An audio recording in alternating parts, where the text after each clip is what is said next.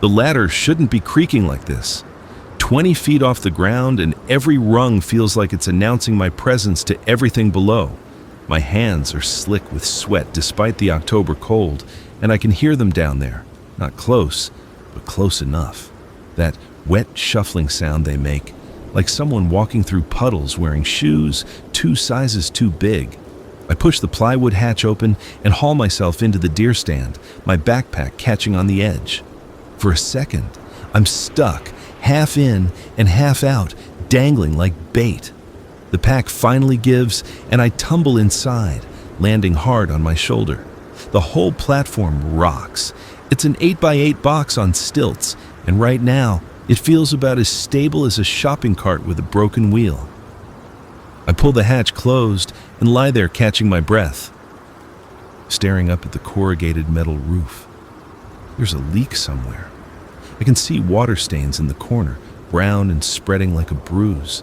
The smell hits me next. Mildew and old wood and something else. Something organic and wrong. I sit up fast and scan the small space. A deer stand. Dad's deer stand. I haven't been up here in 6 years, not since the argument, not since I told him his hobby was barbaric and stormed off to college where I learned about ethical consumption and carbon footprints. God, what I wouldn't give to take that back, to have one more morning sitting here with him, thermos of coffee between us, watching the woods wake up. The space is exactly as I remember. Bench along the back wall, shooting rest cut into the plywood front, windows on 3 sides with sliding panels.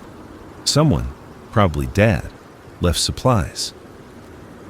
There's a plastic tote in the corner with a blanket inside, a few bottles of water, a first aid kit.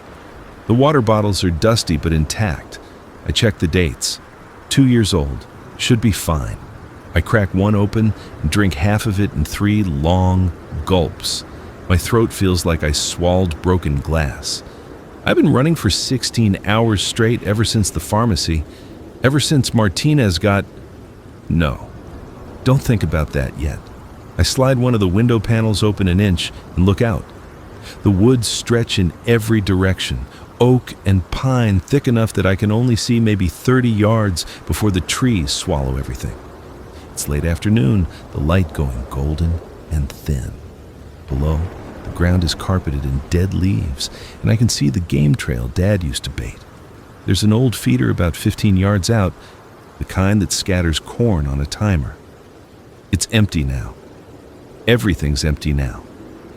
Movement catches my eye. One of them stumbles into view, a woman in what used to be a business suit. The skirt is shredded, hanging in strips, and her blouse is dark with old blood. She's missing her shoes. Her feet are torn up, bones showing through in places, but she keeps walking. They always keep walking. Her head swivels, and I freeze even though I know she can't see me up here. Can't smell me. Probably can't even remember what it means to look up. She moves past, following some instinct or memory. Maybe she's trying to get home. Maybe home doesn't exist anymore. Maybe she is home and just doesn't recognize it. I close the window panel carefully. The latch is stiff and makes a small click that sounds like a gunshot in my ears. I hold my breath and count to 60. Nothing. No response from below. The platform is solid enough. Dad built things to last, but there are gaps in the plywood walls, places where the wood has warped or shrunk. I can see slivers of the forest through them. It's not airtight, not secure, but it's off the ground. That's what matters. They can't climb. I saw someone try to tell people that they could, that they retained motor skills, but that person got torn apart before they could finish the sentence.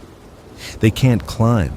They can reach, they can grab, they can pull you down if you're stupid enough to get close, but they can't climb. 20 feet up.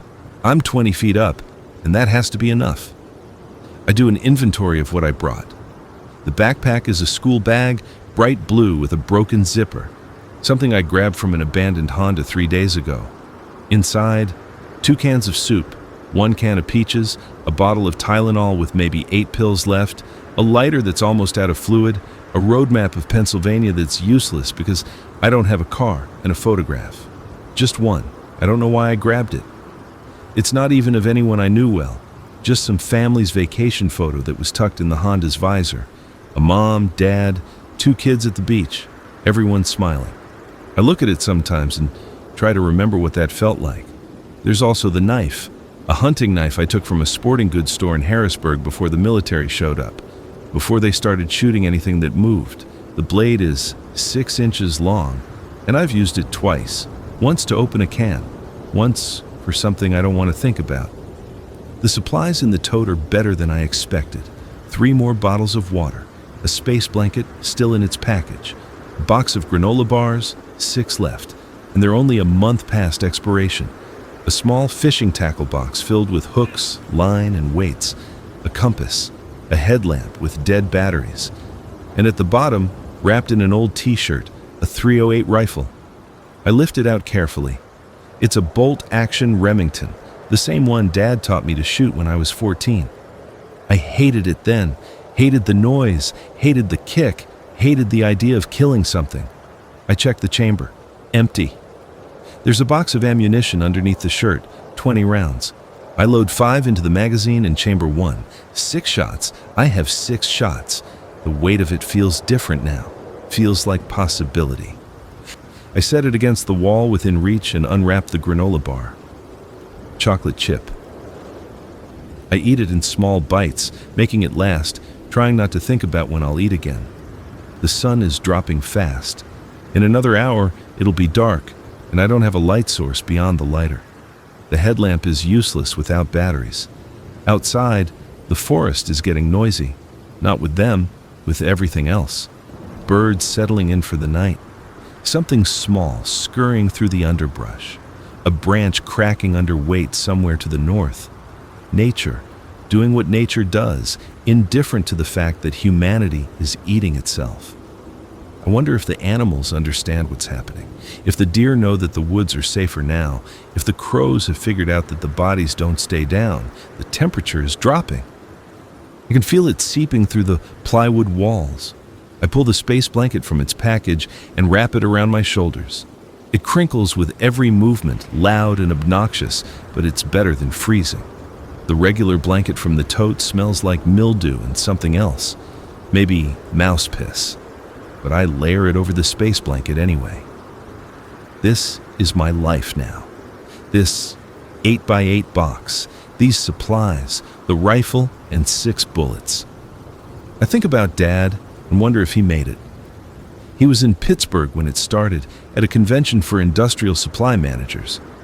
Something boring and safe. I tried calling him 17 times that first day. Every call went to voicemail. Hey, this is Robert Cunningham. Leave a message. I left 4 messages before the cell towers went down. Just me, breathing into the phone, trying to find words. Mom died 3 years ago. Cancer. At the time, it felt like the worst thing that could ever happen. I remember standing at her funeral thinking that nothing would ever hurt this much again. I was wrong. There are so many worse things than cancer. So many worse ways to lose someone. My sister Jessica was in San Diego. We haven't spoken in 2 years, not since she told me I was selfish for not coming home more often. She was right. I was selfish. I was busy with my life, my job, my apartment in Philadelphia, my routine. I had drinks every Thursday with coworkers. I had a gym membership I actually used. I had a dentist appointment scheduled for October 15th. October 15th came and went. I spent it hiding in a high school chemistry lab with 9 other people, listening to them die one by one. It's full dark now. No moon that I can see, just clouds heavy and low. The forest has gone quiet in that specific way that makes my skin crawl. Not silent. I can still hear wind in the trees, still hear something moving far off, but empty of the normal sounds. No owls, no coyotes. Like everything with sense has gone deep into hiding. I hear one of them before I see it. That shuffling, closer than before. I move to the front window and slide the panel open just enough to look down. My eyes have adjusted, and I can make out shapes in the darkness. There are 3 of them at the base of the ladder. No, 4. They're just standing there, swaying slightly like kelp in a current. My heart hammers against my ribs. Did they see me come up? Are they waiting? They don't wait. They're not capable of waiting, of planning, of one of them bumps into the ladder. The whole structure shakes, and I grab the bench to steady myself.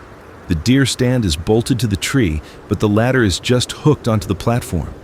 If they knock it loose, if it falls, I watch, barely breathing. The one who hit the ladder moves away, following another one that's wandered off toward the game trail. The other two stay. Just stay. Rocking in place. I close the panel and sit back against the wall.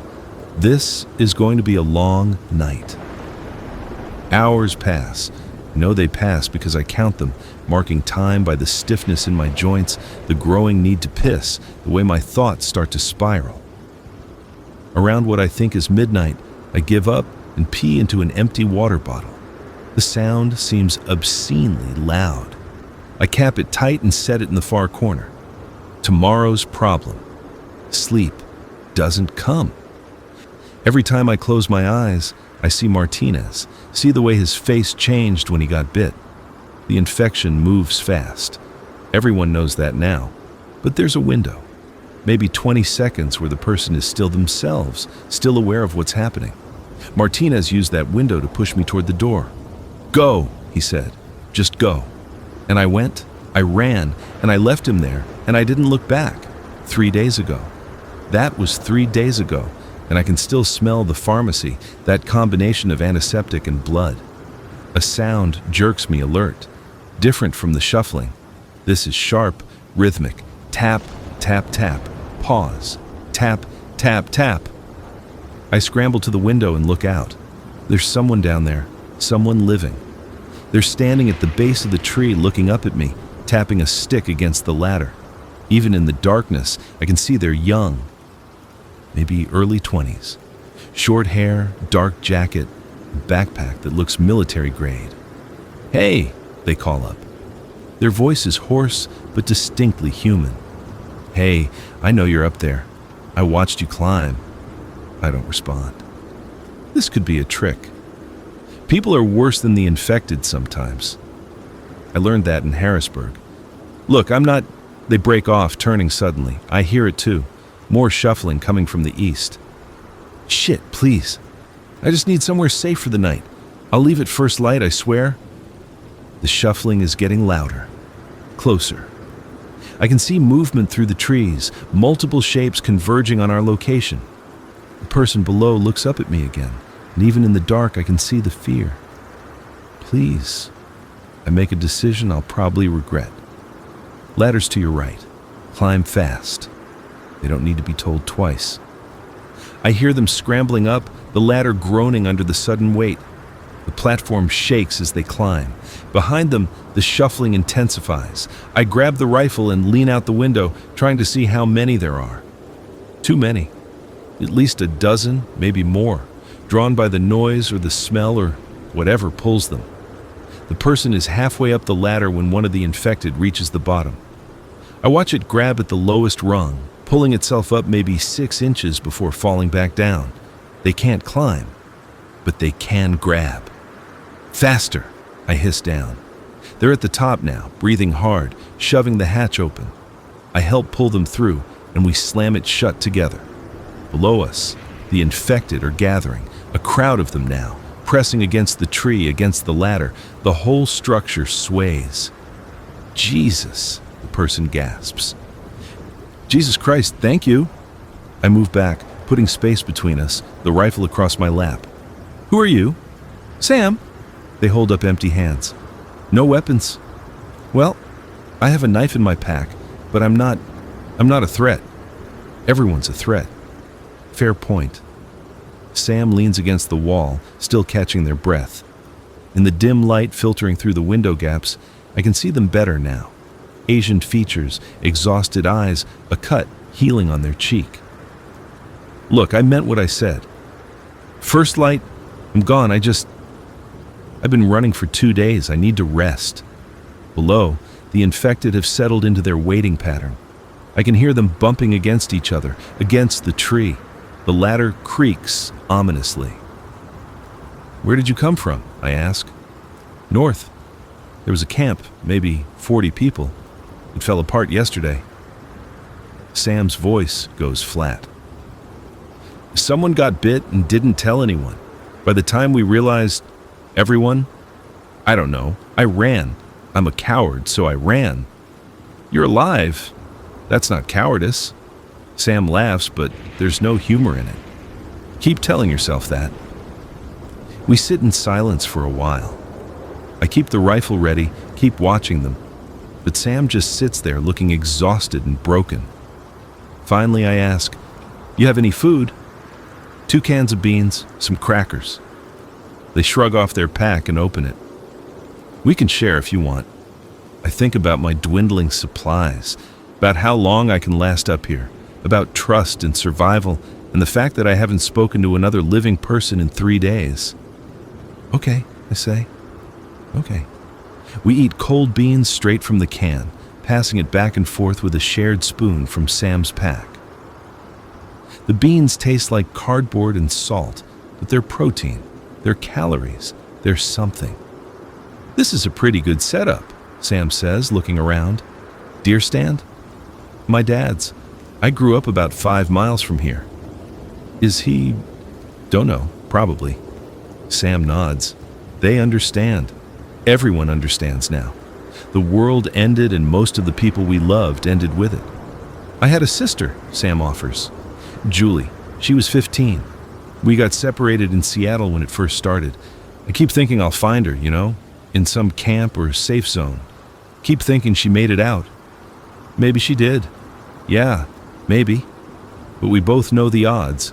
We've both seen what happens. The night drags on. We take turns keeping watch, though what we're watching for, I'm not sure. The infected below don't leave, don't even thin out. If anything, more arrive. I count at least 20 before I stop counting. They're drawn to something, maybe just the presence of the living, some instinct that tells them prey is near but unreachable. Around what I guess is 3 a.m, Sam falls asleep sitting up, their head lolling forward. I stay awake, watching them, watching the windows, watching everything. Trust is a luxury I can't afford yet. The rifle feels heavier as the hours pass. 6 bullets. What good are 6 bullets against 20 of those things? Against 100? Against whatever comes next? I think about the plan, or the lack of one. I came to the deer stand because it was the only place I could think of. Somewhere remote, somewhere defendable, somewhere with memories of better times. But I didn't think past getting here. Didn't think about what happens when the food runs out, when the water's gone, when winter really sets in. October in Pennsylvania. We've got maybe a month before the first snow, maybe less. Through the east window, I can see the sky starting to lighten, black fading to deep blue. Dawn is coming. Sam said they'd leave at first light. Part of me wants them to keep that promise. Part of me dreads being alone again. Sam wakes as the sun breaks over the tree line. They stretch, wincing, and look out the window at the crowd below. Well, they say, that's a problem. They'll disperse, eventually. You sound confident. I'm not. But they did yesterday. After I climbed up, I watched them. They wandered off after an hour or so. That was how many? 3? 4? Sam gestures down. That's 24 easy. They're packed in tight. They're right. The infected are shoulder to shoulder around the base of the tree, swaying as a mass. In the morning light, I can see them clearly. Men, women, old, young. Someone in a fast food uniform. Someone in pajamas. Someone in pieces. I can shoot a few, I say, though the idea of wasting bullets makes me feel sick. And draw every infected thing for 5 miles? Sam shakes their head. No, we wait. We're safe up here. For now. For now, Sam agrees. We share the last of the crackers for breakfast. They're stale, and Sam has to break them into pieces because they're too hard to bite. We pass a water bottle between us. I'm down to 2 bottles now. 2 bottles and whatever rain I can catch if it storms. Tell me about your dad, Sam says suddenly. What? Your dad? The deer stand. Tell me something good. I'm sick of thinking about the bad stuff. I consider refusing. What else are we going to do? Sit in silence and stare at the infected? He was an engineer, I start. Not the train kind, the building kind. He designed water treatment plants, spent his whole life making sure people had clean water to drink. I laugh. He'd find it funny, I think, ironic. All that work, and now I'm rationing bottles from a deer stand. What was he like? Patient, stubborn. He loved the woods. Used to drag me out here every deer season, even after I told him I was vegetarian. He'd sit up here for hours just watching. Said it wasn't about the killing, it was about the watching. About being part of the forest instead of apart from it. Sounds nice? It was. I didn't appreciate it then. Sam is quiet for a moment. Then, my sister loved anime. Like, obsessed with it. She wanted to move to Japan, learn the language, work in animation. She was drawing all the time these incredible characters. I used to tell her it was a waste, that she should focus on school, on something practical. Their voice cracks. She was right. I was wrong. Nothing's practical now. You don't know that she's... I do. Sam's voice is flat. I was there when she got bit. I was holding her hand when she turned. I was the one who... They stop. I did what had to be done. The weight of that sits between us. I don't know what to say. There's nothing to say. Below, one of the infected has found a rock. It's holding it, staring at it like it's trying to remember what rocks are for. Then, it drops it and shuffles away.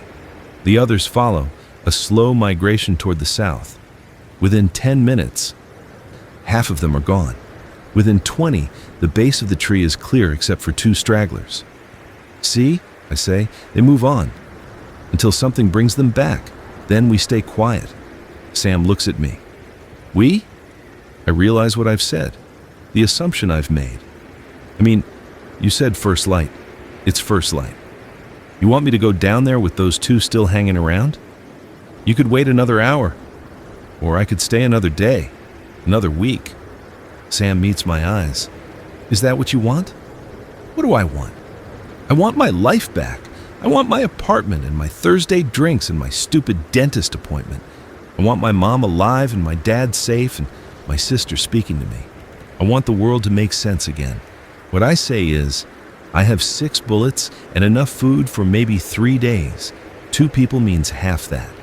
I have skills. I can hunt, trap, fish. My dad was a wilderness guide in Washington. He taught me things. Can you hunt with those down there? Can you fish without drawing attention? Can you survive alone? It's a fair question. I've been alone for 3 days and it's been eating me alive. The silence, the fear, the way my thoughts spiral into darker and darker places. Another week of this, and I might put one of those bullets in my own head. Fine, I say. You can stay for now. But the first sign of trouble, I know. You'll shoot me and take my beans. I was going to say we'll part ways, but sure, that works too. Sam grins. It's the first genuine smile I've seen from anyone in a week. Deal? The 2 remaining infected wander off around mid-morning. Sam wants to go down to scout for supplies, for water, for anything useful. I think it's a terrible idea, but I don't have a better one. We're going to run out of water by tomorrow. There's a creek, I tell them, about a quarter-mile west. Dad used to get water there for coffee. If it's still running, I'll find it. Sam is already gearing up, tightening the straps on their pack. Anything else nearby? There used to be a ranger station, 2 miles north. Might be supplies there. Might be infected. Might be both. Sam nods and starts toward the hatch. I grab their arm. Be careful. And if anything happens, I won't lead them back here, Sam says. I promise. I watch them climb down the ladder, watch them disappear into the trees heading west. The forest swallows them in seconds. I'm alone again, and the silence rushes back in like water filling a hole. I use the time to organize. The tote needs to be sorted, supplies cataloged properly. I find things I missed on the first pass: an emergency radio with a hand crank, a water purification kit still in its package, a folding knife, and underneath everything, a journal. Dad's handwriting fills the first few pages, dates and times, notes about deer movements, weather observations. The last entry is from November 2 years ago. Cold front moving in. Saw a 10-point buck near the feeder. Didn't take the shot. Sometimes watching is enough. I flip through the empty pages that follow. All that blank space, waiting to be filled. I find a pen in the first aid kit and start writing. October 2024. Day 10 since it started. Day 3 in the deer stand. I don't know if anyone will ever read this. I don't know if I'll survive long enough for it to matter. But Dad was right. Watching is enough sometimes. Witnessing is enough. I write about Martinez, about the high school, about the long walk through the woods to get here. I write until my hand cramps and the words start to blur together. Sam returns 3 hours later with good news and bad news. The good news: they found the creek. It's running clear, and they filled 4 bottles using the purification kit. They also found a hunting cabin about a mile northwest that's empty and intact, with a working wood stove and canned goods in the cupboard. The bad news: they saw other people, living people, and they had guns. How many? I ask. 5 that I saw. Maybe more inside the cabin I found. They were loading stuff into a pickup truck, hauling it out of there. They had rifles, shotguns, military-grade packs. They looked organized. Did they see you? I don't think so. I stayed in the trees. Sam pauses. They executed someone. My blood goes cold. What? There was a guy tied up on his knees. They were arguing about something. I couldn't hear what. Then one of them just shot him in the head. The others didn't even react. They just went back to loading the truck. We both sit with that for a minute. We need to avoid them, I finally say. Agreed. But that cabin, there might be more supplies. Things we need. Not worth the risk. Maybe not today. But in a week? 2 weeks? Sam looks at me. We're going to run out of food. We're already on rations. You're right, but I don't want to admit it. The idea of going anywhere near armed strangers who execute people over arguments makes my skin crawl. I've seen what living people do to each other now. Sometimes the infected are kinder. We spend the rest of the day in tense silence, taking turns on watch. The forest stays quiet. Too quiet. No infected, no animals, no wind. Just the oppressive weight of waiting. That night, I dream about the pharmacy. In the dream, I don't run. I stay with Martinez, hold his hand while he changes. He asks me why I left him, and I don't have an answer. I wake up sweating, the space blanket tangled around my legs, Sam's hand on my shoulder. You were screaming? They whisper. Quietly, but still. You okay? I'm not okay. I haven't been okay since this started, but I nod anyway. Bad dreams? Memories? Sam understands. They have their own, I'm sure. We all do now. Day 4. Our food is running critical. 1 can of soup left, half a can of beans, 2 granola bars, and the peaches I've been saving. Sam suggests we try the fishing tackle, see if we can catch something from the creek. It's a risk.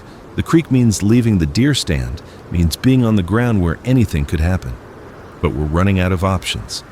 We decide Sam will go. They have more experience. They move quieter. And if something goes wrong, I'll still be here with the rifle. It's not much of a plan, but it's what we have. 2 hours, I tell them. If you're not back in 2 hours, I'm assuming the worst. Comforting. I'm serious, Sam. I know. They shoulder their pack. I'll be back. I promise. I watch them climb down, watch them move toward the creek with careful, deliberate steps. They're good at this. Better than me. Within a minute, they're gone. Just another shadow in the forest. I settle in to wait. The first hour passes slowly. I try to stay busy, checking the rifle, reorganizing the supplies, writing in the journal. I describe the deer stand in detail, sketch a rough map of the area, list everything we have and everything we need. It helps to focus on the practical, to turn survival into a series of tasks and checkpoints. The second hour is worse. Keep checking the windows, looking for Sam, for infected, for those armed strangers. My imagination conjures 100 different disasters. Sam caught by infected, Sam shot by the armed group, Sam fallen into the creek and drowned, Sam deciding to just keep walking and never come back. 2 hours and 15 minutes. I'm gripping the rifle, ready to climb down and search, when I hear movement below. Sam emerges from the trees, grinning, holding up 3 fish on a line. "Dinner," they call up softly. Relief floods through me. "Get up here before you attract every infected thing in the county." They climb up, still grinning, and I realize how much younger they look when they smile. Early 20s, I'd guessed, but maybe even younger. 19, 20. Just a kid, really. "Brook trout," Sam says, laying the fish out. "Small, but fresh. We can cook them over the lighter." Cook them? The smoke. There's a way to do it. My dad taught me. Low heat, controlled. Barely any smoke. They pull out the folding knife. Trust me. I do trust them, I realize. Somehow in 4 days, I've started trusting this stranger who climbed into my refuge. Maybe that's growth. Maybe that's stupidity. Maybe it's just loneliness making decisions for me. Sam cleans the fish with practiced efficiency, scraping the scales, gutting them, filleting the meat. They use a flat rock from their pack as a cooking surface, heating it slowly with the lighter until it's hot enough to sear the fish. The smell makes my stomach growl.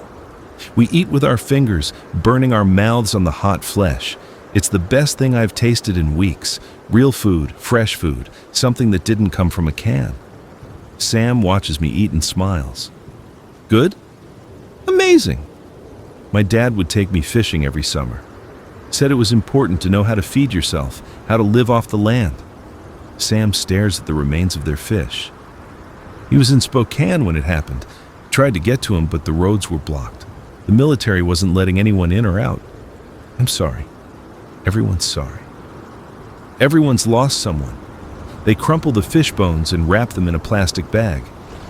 We need to bury these away from here. The smell will attract things. We wait until dusk. Then Sam climbs down and buries the remains 50 yards from the deer stand. I watch through the rifle scope, ready to shoot if anything comes close. But the forest stays empty. That night, we actually relax for the first time. The fish has bought us a day, maybe 2. The water bottles are full. We're safe, warm, alive. Sam tells me about growing up in Washington, about camping trips and hiking trails, and a life that seems like fiction now. I tell them about Philadelphia, about my tiny apartment and the coffee shop on the corner, and the way the city looked at night. "Do you think any of it's still standing?" Sam asks. "The cities? Some of it, maybe. The military was trying to hold certain zones. Was. Is. Probably is. But we both know better. The military couldn't hold. Nobody could. The infection spread too fast, too completely. By day 3, the emergency broadcast system had stopped. By day 5, the internet went dark. By day 7, it was just survival." "What's the plan?" Sam asks. "Long term? I don't know. Survive the winter, stay hidden. Maybe by spring. By spring it'll be worse. The infected don't freeze, don't starve. They just keep going. Winter won't stop them. So, what do you suggest?" Sam is quiet for a long time. Finally, there was talk at the camp, before it fell, about a safe zone somewhere in the mountains. West Virginia, maybe, or deep Appalachia. Somewhere remote enough that the infection couldn't take hold. Somewhere with resources, with people trying to rebuild. That's a fairy tale. Maybe, but what else is there? I don't have an answer. Day 5. We establish a routine. Sam fishes in the early morning when the infected are least active. I keep watch, standing guard with the rifle. We eat small portions twice a day, drinking water slowly to make it last. We talk about nothing important, movies we've seen, books we've read, the weather. We avoid the heavy topics, the grief and fear and uncertainty. That stuff lives in the silence between words. The armed group is still active. We see their truck twice, moving along the old logging road about a mile north. They're scavenging, clearing out the cabins and campsites, taking everything. Sam thinks they have a compound somewhere, a fortified position. I think they're just raiders, taking what they want and killing anyone who gets in their way. We need to move eventually. The deer stand is temporary, a waypoint. But move where? And how? With the infected roaming in packs and armed strangers shooting people over supplies. Day 6, Sam catches 2 fish and spots deer tracks near the creek. The wildlife is coming back, adjusting to the new world. We discuss hunting but decide against it. The rifle is too loud, and we can't afford to waste ammunition on something we might miss. That afternoon, we hear voices. They're distant, but definitely human. Sam and I freeze, listening. The voices are coming from the north, from the direction of the logging road. We can't make out words, but there are at least 3 people, maybe 4. The group, Sam whispers.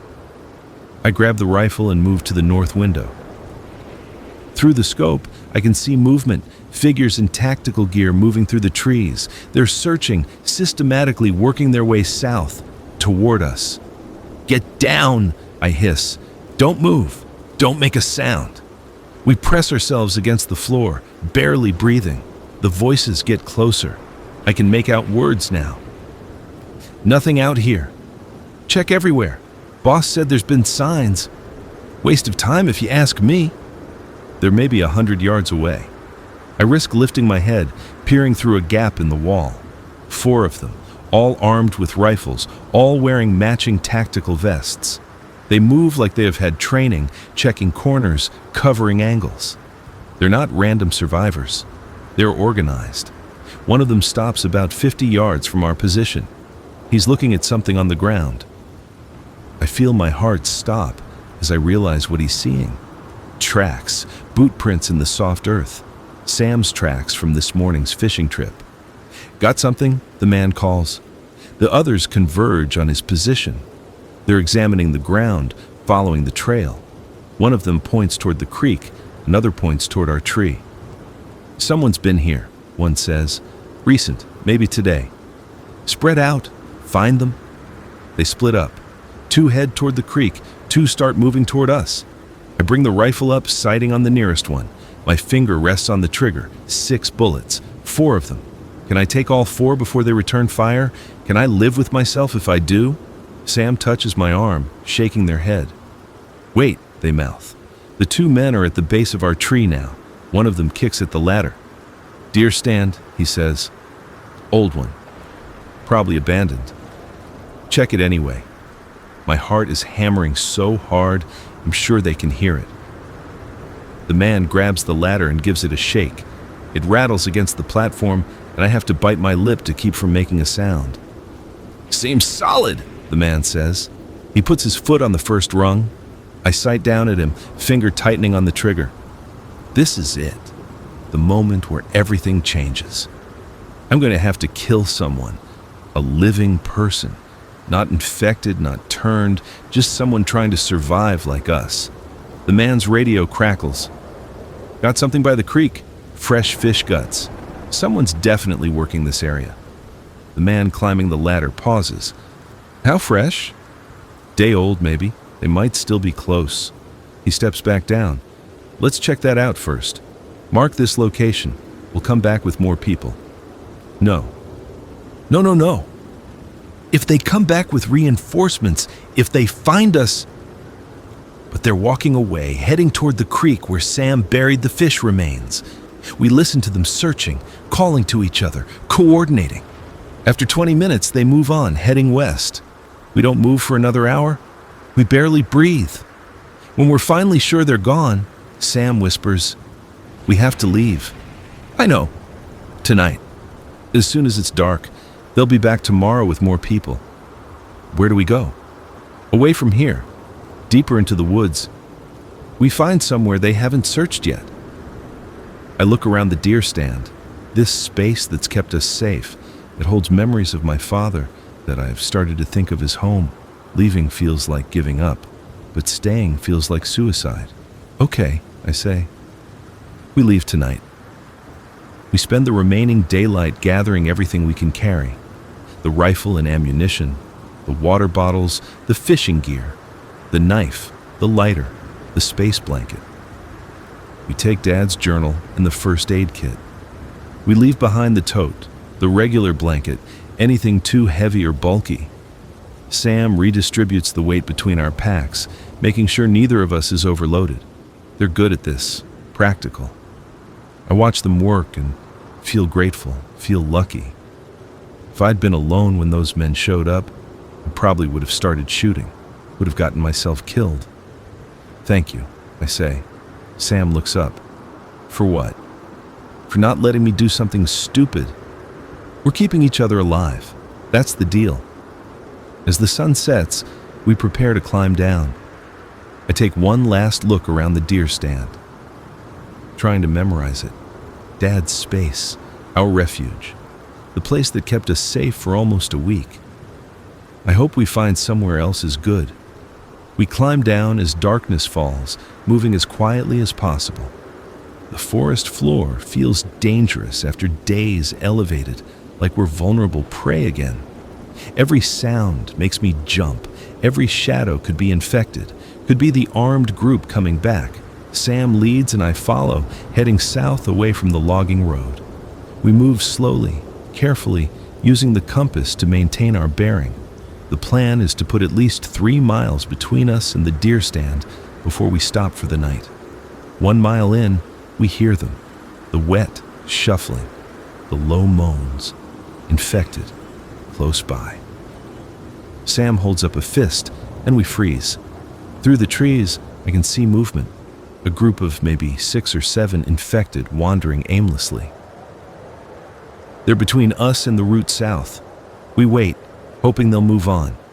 They don't. They're clustered around something, bending down, pulling at it. I realize with horror that they're feeding some animal, maybe a deer. The sounds they make are awful, wet and eager. Sam taps my shoulder and points east. We'll have to go around them, add distance to our journey. I nod, and we start moving, giving the feeding infected a wide berth. That's when I step on a branch. The crack echoes through the forest like a gunshot. The infected freeze. Then, as one, they turn toward us. Run, Sam says. We run. The forest is a nightmare of branches and shadows. I can hear them behind us, crashing through the undergrowth, their moans rising in pitch. They're not fast, but they're relentless, and in the dark, we can't move at full speed. Sam leads us east, then south, then east again, trying to lose them in the trees. My lungs are burning. My pack slams against my back with every stride. I risk a glance back and see them, pale faces in the darkness, arms outstretched, mouths open. We run for what feels like hours. Eventually, the sounds behind us fade. We slow, gasping for air, and Sam pulls us into a dense thicket of pines. We collapse against the trunks, hearts pounding, listening. Nothing. No shuffling, no moans. We lost them. That was too close, Sam pants. We need to be more careful. Agreed. We wait there until we've caught our breath, then check our bearing. The run has taken us off course, pushed us further east than intended. According to the compass, we're about 2 miles from the deer stand, but we have no idea what's in this direction. We keep moving, Sam says. Find a place to hole up before dawn. We walk for another hour, slower now, testing every step. The forest here is denser, the trees closer together. Good for hiding, bad for visibility. We could walk past infected and never see them until too late. Eventually, we find something, a rock overhang, maybe 12 feet deep, sheltered on 3 sides by stone. It's not perfect, there's no way to seal it off, but it's better than sleeping in the open. We settle in, taking turns on watch again. I have first shift. Sam falls asleep almost immediately, exhausted from the run. I sit at the edge of the overhang, rifle across my lap, staring out into the darkness. This is my life now, running, hiding, scraping by. No permanence, no safety, just the next hour, the next day, the next close call. I think about the deer stand and wonder if the armed group has found it yet. Wonder if they're searching for us, if they'll track us. Wonder how long we can keep running before we run out of forest to run into. The night passes slowly. Nothing comes near our shelter. When dawn breaks, Sam wakes and we share a granola bar and half a bottle of water. Our supplies are getting critical again. We need to find more food, more water. We need a plan beyond simple survival.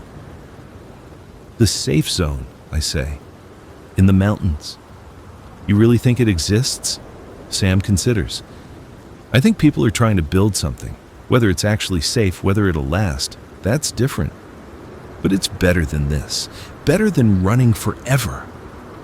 How do we even find it? Head west, into the mountains. Listen for radio signals. Look for signs of civilization. Ask other survivors if we meet any friendly ones. That's not much of a plan. You have a better one? I don't. We spend the day resting, rationing our remaining supplies. Sam scouts the area and finds a stream where we refill our bottles. No fish this time. The stream is too shallow, too fast. We'll have to find food another way. That evening, as we're preparing to move on, we hear the helicopter. It's distant at first, just a thump, thump, thump on the edge of hearing. But it gets louder, closer. We scramble out of the overhang and look up through the trees. There, above the canopy, a military helicopter passing overhead. It's flying low, searchlight cutting through the gathering darkness. Should we signal? I ask. Wait. Sam is watching it carefully. Something's wrong. The helicopter makes a wide circle, the searchlight playing across the forest. Then I see what Sam noticed. It's not searching, it's fleeing. There's smoke coming from the tail rotor, and the flight path is erratic, dipping and weaving. We watch it pass over us, heading south. The engine sound changes, sputters. The helicopter drops suddenly, disappears below the tree line. We hear the impact, a tremendous crash, followed by the screech of tearing metal. Then, silence. We have to check it out, Sam says. Are you insane? That's the opposite of staying hidden. There might be survivors, supplies, a working radio. Sam is already shouldering their pack. And if we can see the crash site, so can everyone else. We need to get there first. I hate that they're right. We move toward the crash site, following the direction the helicopter went down. It's not hard to find. There's a clear path of broken trees and smoke rising in a column. As we get closer, I can smell burning fuel and something else. Burning rubber, burning plastic, burning flesh. The helicopter is a twisted wreck, nose buried in the ground, tail rotor sheared off. The cargo door is open, hanging by one hinge. Bodies are scattered around the impact site, soldiers in combat gear, none of them moving. Sam approaches carefully, checking each body. All dead, they report. Impact killed them. I circle the wreck, looking for supplies. There's equipment everywhere. Ammunition crates, food rations, medical supplies, all scattered in the crash. It's a treasure trove, more than we could carry in a dozen trips. We need to be quick, I say. That smoke is a beacon. We work fast, grabbing what we can. MREs, meals ready to eat, still in sealed packages. Ammunition that fits the rifle. A proper first aid kit, military grade. Water purification tablets, a flare gun with 6 flares, flashlights with batteries. Sam finds something in the cockpit and calls me over. It's a map, pinned to a board. Red X marks cover it, each one labeled with a date and a status. Overrun, lost, evacuated. The marks stretch across Pennsylvania, Ohio, West Virginia. Almost everything is marked in red, except for one spot. In the mountains of West Virginia, circled in green, a single word: Atlas. The safe zone, Sam breathes. It's real. I study the map. Atlas is deep in the mountains, maybe 200 miles from our current position. The road is marked in pencil, showing highways and back roads. Someone was planning to go there. Maybe these soldiers were trying to reach it before the helicopter failed. We take this, I say, unpinning the map. It's our way out. A moan from the tree line freezes us both. Then another. Then a dozen more. The infected have found the crash site. They emerge from the forest in a wave, drawn by the smoke and noise. Too many to count. Too many to fight. We grab what we can carry and run, heading west into the trees. Behind us, the infected swarm the crash site. I hear them tearing into the bodies, into the wreckage, their moans rising to a crescendo. We don't stop running until the sounds fade behind us. When we finally slow down, we're both heaving for breath, but we're loaded with supplies, more than we've had since this started, and we have a destination, a goal: Atlas. 200 miles, Sam says, looking at the map. Through infected territory, through winter. We'll never make it. We have to try. What's the alternative? Sam looks at the map, at the sea of red X marks, at the single green circle. Yeah, okay, we try. We hike through the night, putting distance between us and the crash site. By dawn, we've covered maybe 5 miles, heading southwest according to the compass. The forest is starting to thin out, giving way to rolling hills and old farmland. More exposure, but easier travel. We hole up in an abandoned farmhouse, barricading ourselves in the basement. It's damp and smells like mold, but there's only one entrance and we can defend it.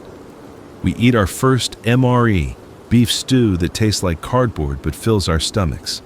We inventory our new supplies, calculating how long they'll last.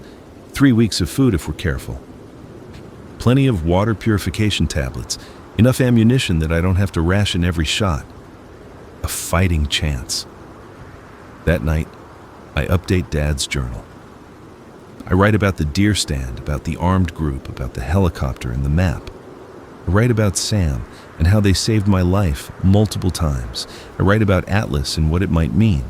I write, if anyone finds this and we don't make it, know that we tried. Know that we didn't give up. Know that somewhere, 2 people decided that survival wasn't enough. They wanted to live.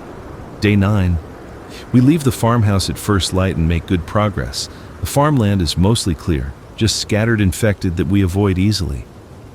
We see signs of other survivors, abandoned cars, makeshift camps, graves marked with crude crosses. But we see no living people. Around midday, we reach a small town. Population 3,000 according to the welcome sign, though that number means nothing now. We debate going around it, but Sam spots a pharmacy on the main street. Antibiotics, Sam says. Painkillers. We're going to need them. The town is crawling with infected. We count at least 50 on the main street alone, probably hundreds more in the buildings. But the pharmacy is on the edge of town, relatively isolated. We plan it carefully. Create a distraction on the north side. Sam throws rocks to draw the infected away.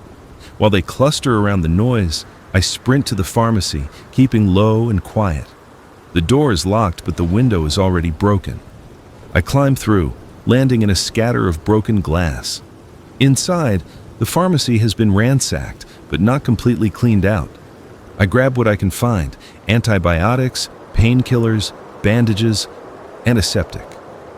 There's a bottle of prescription pills labeled for someone named Margaret Chen. Oxycodone. I pocket them.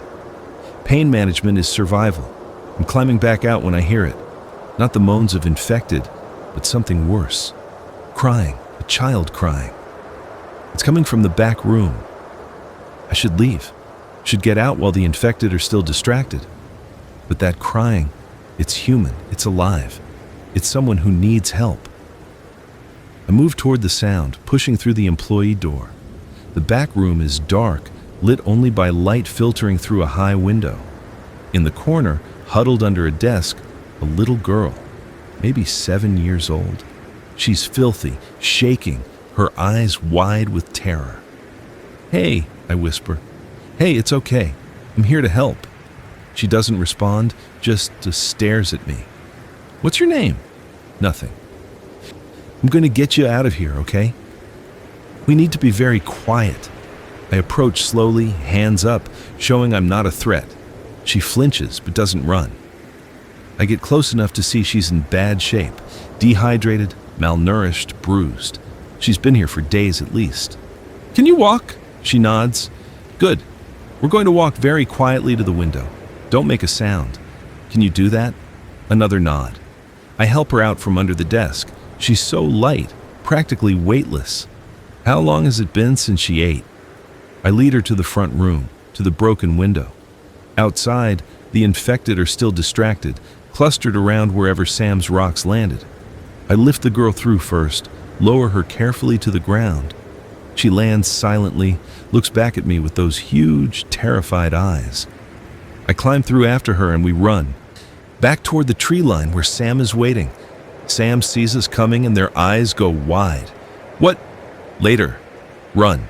We run. The girl keeps up somehow, terror lending her speed. We don't stop until we're half a mile from town, deep in a wooded area that feels safe enough to pause. "What were you thinking?" Sam demands.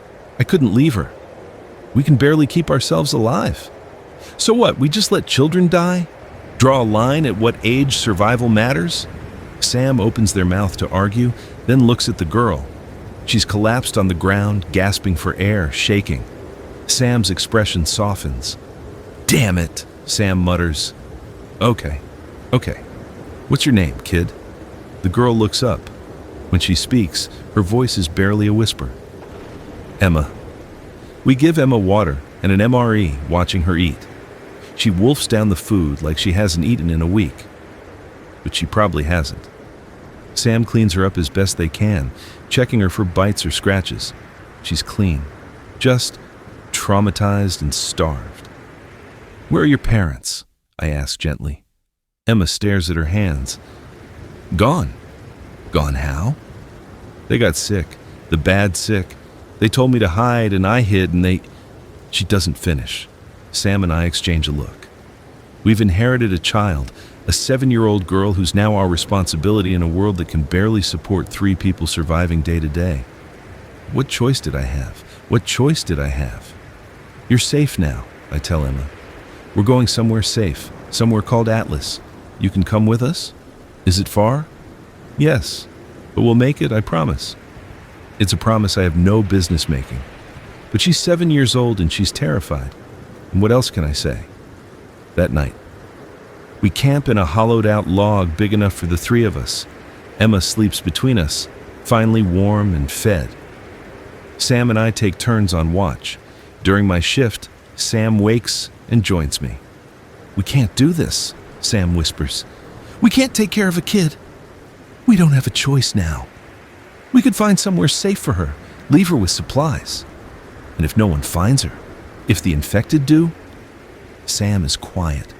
We both know there's no good answer. "She slows us down," Sam says finally. "Makes us targets. Kids are loud. They don't understand the stakes. She understands perfectly. Look at her.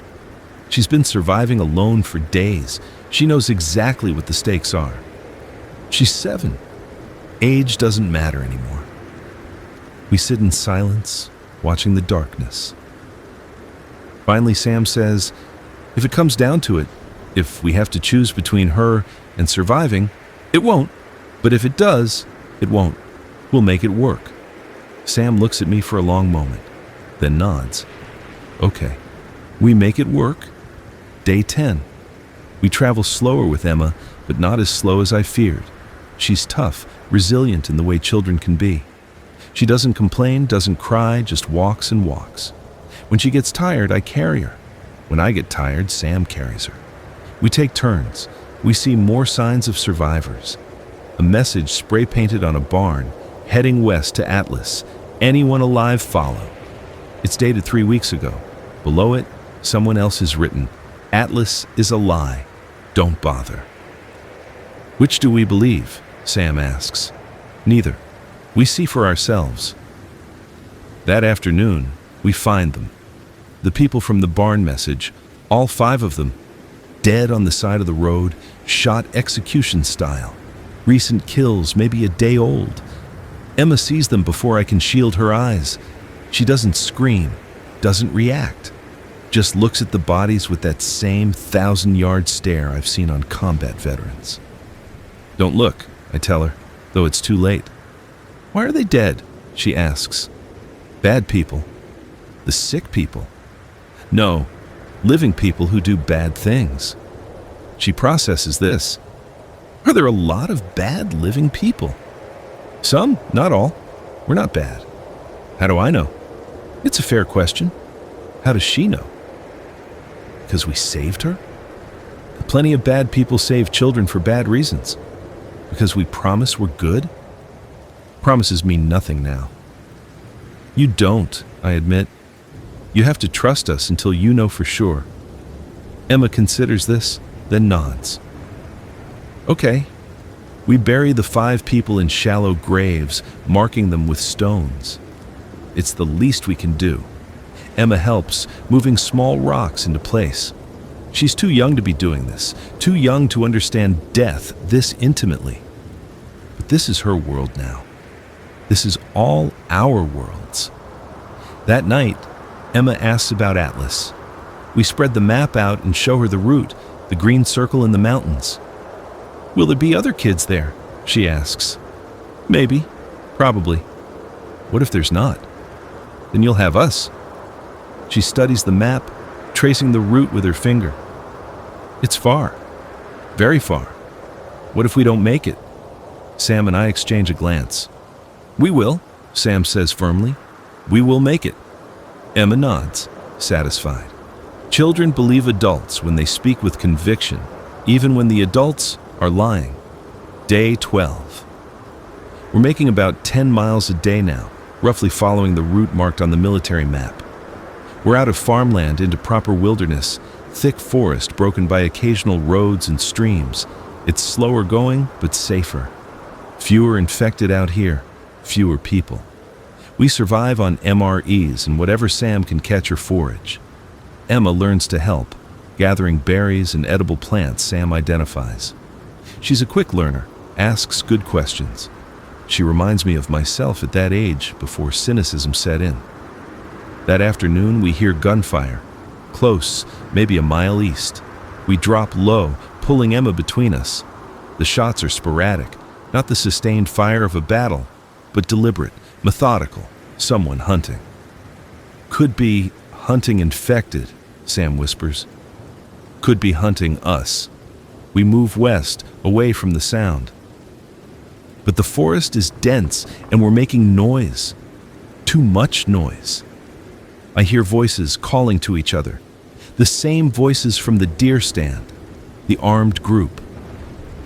They're searching in a grid pattern, Sam says, reading the situation. Sweeping the whole area. We need to move faster. Not with Emma, she can't. I can go fast, Emma insists. I can run. She does run. We all do, pushing through the undergrowth, trying to stay quiet despite our speed. Behind us, the voices continue. They're coordinated, professional. This isn't random scavenging. They're looking for someone, looking for us. We run until we hit a road, old cracked asphalt cutting through the trees. On the other side, a steep hillside. We could climb it, gain elevation, but we'd be exposed crossing the road. The voices are getting closer. Sam makes a decision. Hide. Under the road, there's a drainage culvert, a concrete pipe running under the asphalt.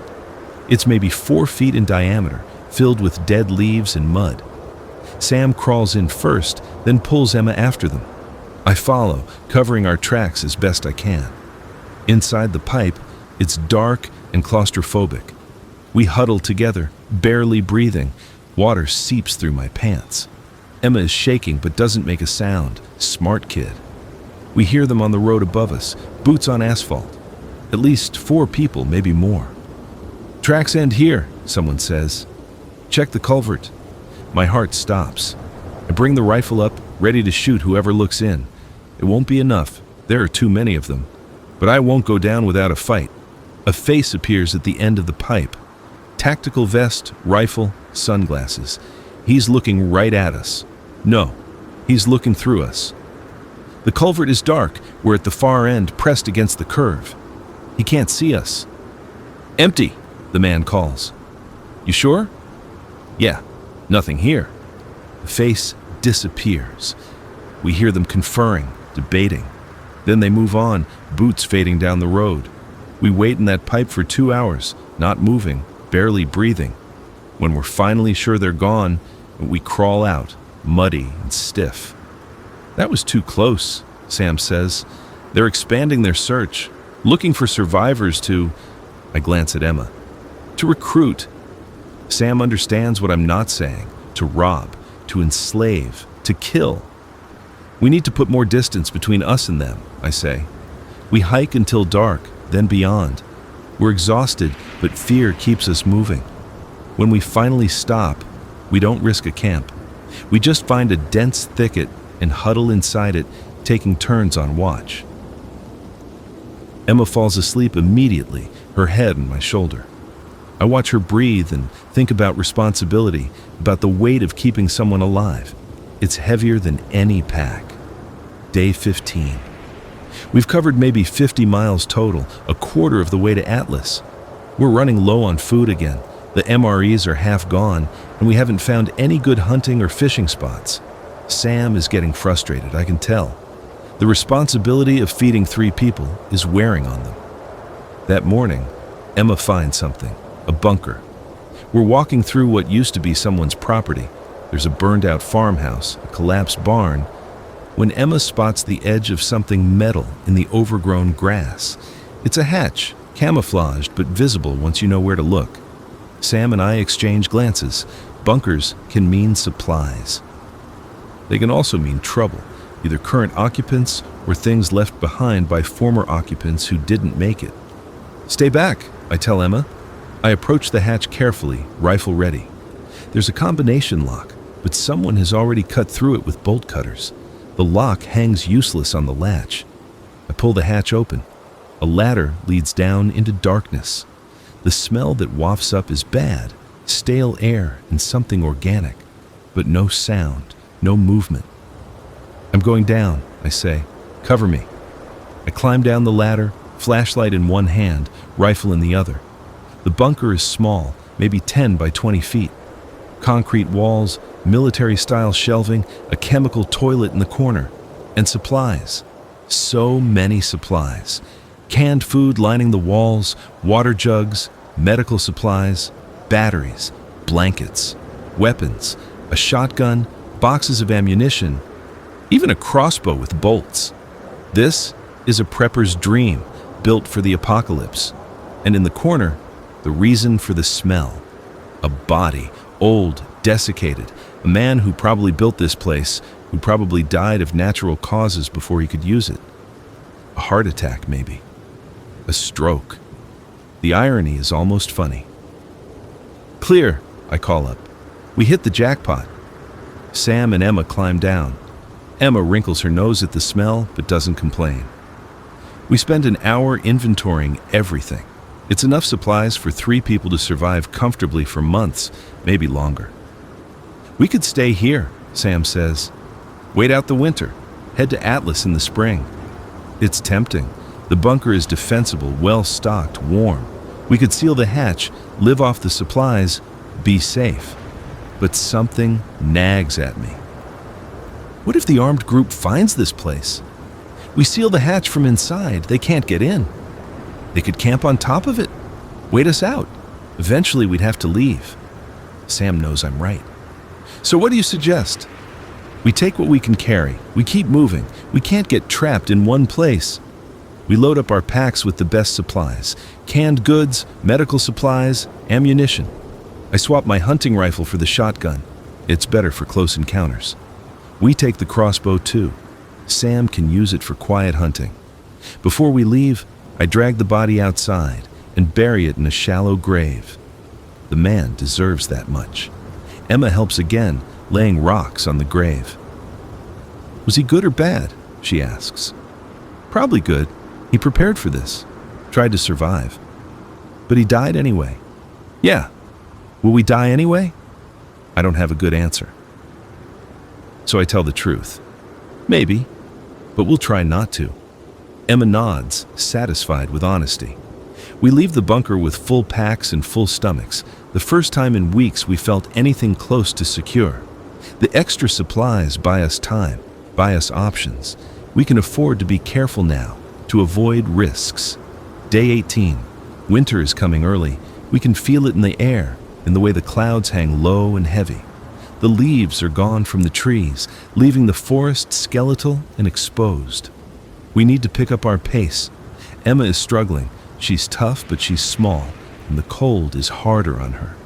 We stop more frequently, make sure she's warm, but I can see the exhaustion in her face. That night, camped in an old hunting blind, Sam pulls me aside. She's not going to make it to Atlas, Sam says bluntly. Don't say that. Look at her. She's 7 years old, walking 20 miles a day in the cold. Her body can't take much more of this. So what do you want to do? Leave her? I want to be realistic. We need to find somewhere for her, somewhere warm and safe. Like what? An orphanage? Those don't exist anymore. A settlement, a group of survivors, someone who can take care of her properly. And if we can't find that? Sam doesn't answer. I look at Emma, huddled in her blanket, sleeping. Her face is too thin, her skin too pale. Sam is right. She's not built for this journey. But I won't abandon her. We make it work, I say. We slow down. We find shelter more often. We get her to Atlas no matter how long it takes. That could get us all killed. Then that's the risk we take. Sam looks at me for a long moment. You care about her. Of course I care about her, don't you? I'm trying not to. Caring gets you killed out here. Not caring makes you one of them. The armed groups, the raiders, the people who executed those survivors. Sam flinches. That's not fair. It's true. We don't talk for the rest of the night. But the next morning, Sam finds extra food for Emma, makes sure she's warm before we start walking. Whatever internal debate they had, they've made their choice. We're a family now, whether we planned it or not. Day 22. We reach a river. Not a stream, a proper river, maybe 100 yards across, flowing fast and cold. The bridge is out, washed away or destroyed, impossible to tell which. We need to cross, but there's no obvious way. Sam scouts along the bank and finds a spot where the river narrows slightly, maybe 70 yards. Still too far to swim, especially with Emma. There, Sam points. Upstream, a fallen tree spans most of the gap. It's not a bridge. It's a downed oak, maybe 3 feet thick, lying across the water. It reaches about halfway across. We'd still have to swim the rest, I say. In this cold, we'd have hypothermia in minutes. We're stuck.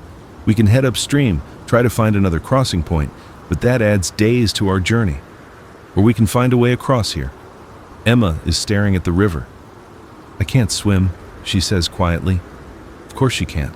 She's 7. I look at our supplies, thinking. We have rope in the bunker gear. We have the crossbow. An idea forms. We build a zip line, I say. Sam looks at me like I'm crazy, but then they see it too. Shoot the crossbow bolt across, attached to rope. Anchor it on both sides, slide across. It's insane. You have a better idea? We don't have a better idea. It takes 3 hours to set up. Sam shoots the crossbow bolt across the river, trailing thin cord. On the 4th attempt, it catches in a tree on the far bank. We tie the climbing rope to the cord and pull it across, then anchor it on our side. The problem is tension. The rope sags in the middle, dipping into the water. We solve this by using our packs as counterweights, pulling the rope as taut as possible. It's not perfect, but it might work. Sam goes first. They hook their belt to the rope using a carabiner from the bunker, take a breath, and push off. They slide across the rope, hand over hand, feet dangling. The rope dips and sways, but holds. Sam reaches the far side and climbs up the bank. "Your turn," I tell Emma. She's terrified. I can see it in her eyes. "I can't." "You can. I'll hook you on. All you have to do is hold the rope and keep your feet up. The rope will carry you across." "What if I fall?" "You won't fall. I promise." Another promise I can't guarantee. But she trusts me. She lets me hook her to the rope, shows her how to grip it properly. I give her a push, and she slides out over the water. For a moment, it's fine. She's moving smoothly, the rope holding. Then, halfway across, the rope jerks. The anchor on our side is slipping. "Hold on!" I shout. Emma grips tighter as the rope dips, her feet touching the water. The cold must be shock, but she doesn't let go. Sam is reaching out from the far side, calling to her. The rope steadies, and Emma slides the rest of the way. Sam pulls her up onto the bank. I'm alone on this side now. The anchor is loose, barely holding. If I put my full weight on it, it might give completely. But there's no choice. I hook myself to the rope, take everything I can carry, and push off. The rope holds for maybe 10 seconds. Then I hear the crack. The tree branch our anchor is tied to, splintering under the strain. I'm halfway across when it breaks. I drop into the river. The cold is instant and total, driving the air from my lungs. I go under, the current grabbing me, pulling me downstream. I kick toward the surface, break through, gasping. The rope is still attached to my belt, dragging me, pulling me toward the far bank. I grab it, hand over hand, fighting the current. Sam and Emma are running along the bank, keeping pace. Sam throws me a branch and I grab it, let them pull me in. I crawl onto the bank, shaking violently, my teeth chattering so hard, I think they might crack. "Get his clothes off," Sam orders Emma. "We need to get him dry." They strip me down to my underwear, wrap me in both blankets, start rubbing my arms and legs to generate heat. I'm hypothermic, I can feel it. My thoughts are sluggish, my movements clumsy. Sam builds a fire. Risk be damned, I'll die without heat. They feed it carefully, keeping it small but hot. Emma huddles against me, sharing body heat. Slowly, agonizingly, warmth returns. "Stupid," Sam mutters. "That was stupid. We should have gone upstream. Would have taken days," I manage through chattering teeth. "Better than dead." But I'm not dead. I'm alive, and we're across the river. Sometimes stupid works. We camp there for the rest of the day and through the night, keeping the fire going. By morning, I'm recovered enough to move, though my chest aches and I can't stop coughing. Probably inhaled some water. Hopefully, just water. Day 24. I'm sick, no denying it anymore. Fever, chills, chest congestion. Probably pneumonia from the river. Sam wants to stop, to rest, to let me recover. But we can't. Winter is here. It started snowing last night, light flurries that stuck to the ground. If we stop now, we might not start again until spring. I can walk, I insist, though standing makes the world spin. "You can barely stand." "I'll manage." Emma looks worried. "Is he going to die?" "No," Sam says firmly. "He's not going to die. We won't let him." We make maybe 5 miles that day. I'm stumbling, leaning on Sam, stopping every 100 yards to catch my breath. That night, Sam gives me the last of the antibiotics from the pharmacy. It's not the right kind for pneumonia, but it's something. "Rest," Sam orders. Emma and I will keep watch. I'm too tired to argue. I sleep and fever dream about drowning, about Martinez, about my father. In the dreams, he's disappointed in me. "You gave up," he says.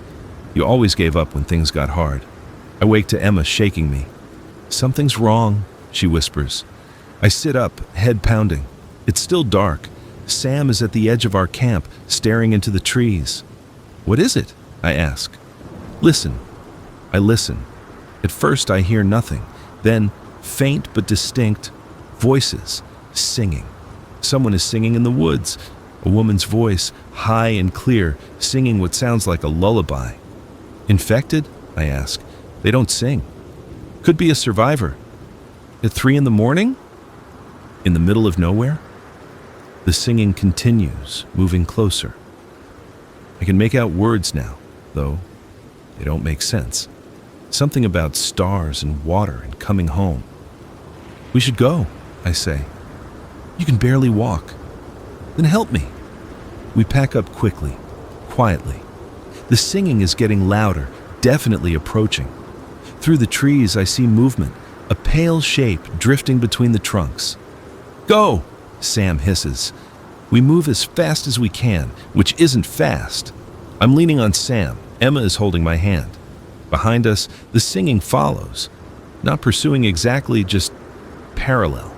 Like whoever it is knows where we're going. The voice is directly behind us now. I risk a look back. It's a woman, young, maybe early 20s. She's wearing a white dress that's filthy with mud and torn in places. Her feet are bare. She's not infected, no signs of the sickness. But something is deeply wrong. Her eyes are unfocused, staring at nothing. She sings her lullaby and walks forward, arms outstretched like she's sleepwalking. Hello? I call. She doesn't respond, doesn't even seem to hear me. She just walks and sings. Leave her, Sam says. Something's wrong with her. We keep moving. The woman follows, always 20 yards behind, never getting closer or further. Her singing is starting to grate on my nerves, the same verse over and over. This continues for an hour. Finally, the woman stops. Just stops in the middle of the path, still singing. We put distance between us, and eventually the singing fades. What was that? Emma asks. I don't know. Maybe she's in shock. Maybe she's been alone too long. She's insane, Sam says bluntly. The apocalypse broke her mind. It's probably true. We've all heard stories. Survivors who couldn't handle what happened, who retreated into madness as a coping mechanism. The woman in white is probably harmless, lost in whatever delusion keeps her moving. But it unsettles me. A reminder that there are worse things than death, worse things than infection. Day 27. My fever breaks. I'm still weak, still coughing, but the antibiotics worked well enough. We're making better time now, maybe 8 miles a day. The snow is getting heavier though, already 3 inches on the ground. We need shelter soon, real shelter, not just camping spots. That afternoon, we find a town. Small, maybe 1,000 people before. It looks intact from a distance. No fires, no obvious destruction. But as we get closer, we see the signs, broken windows, doors hanging open, blood on the sidewalks. We should go around, Sam says. We need supplies, winter gear, warmer clothes for Emma. It's too risky. Everything's risky. We argue for a few minutes before Emma settles it. I'm cold, she says simply. I need a warm coat. We enter the town carefully, weapons ready. The main street is eerily quiet. No infected, no survivors, just empty buildings and snow falling. We find a clothing store and raid it for winter gear. Coats, gloves, hats, thermal underwear. We layer up, making sure Emma is properly insulated. As we're leaving, I see it. A bulletin board in the store window covered in notes. Messages from survivors, some recent, some months old. Looking for Sarah Chen. Last seen at the high school. Tom, if anyone knows what happened to the Miller family, please leave a message. Jay heading west to Atlas. Anyone else, join us. Strength in numbers. Marcus Oct 14, don't go to Atlas. It's a trap. They take your supplies and leave you to die. Anonymous Atlas saved my life. Worth the journey. Katie, Nov 3. The notes contradict each other. Some say Atlas is real, is safe. Others call it a lie, a trap. Who do we believe? We're 2/3 of the way there, I say. We might as well see for ourselves. Sam nods. We've come too far to turn back based on notes from strangers. We spend the night in the clothing store, barricaded in the back room. It's the warmest we've been in weeks. Emma falls asleep immediately, bundled in her new coat. Sam and I take watches. During my shift, around midnight, I hear something. Not infected, not singing. Something else. Footsteps, deliberate, human. I wake Sam and we listen. Someone is moving through the store, checking the aisles, looking for us or for supplies, impossible to tell. The footsteps stop outside our door. A long pause, then a voice, male, rough. "I know you're in there." Sam and I exchange looks. We don't respond. "I'm not going to hurt you. I just want to talk." Still, we stay silent. "Fine. Have it your way. But you should know, there's a pack of infected heading this way, maybe 20 of them. They'll be here in about 10 minutes. You can stay in there and take your chances, or you can come out and we can help each other."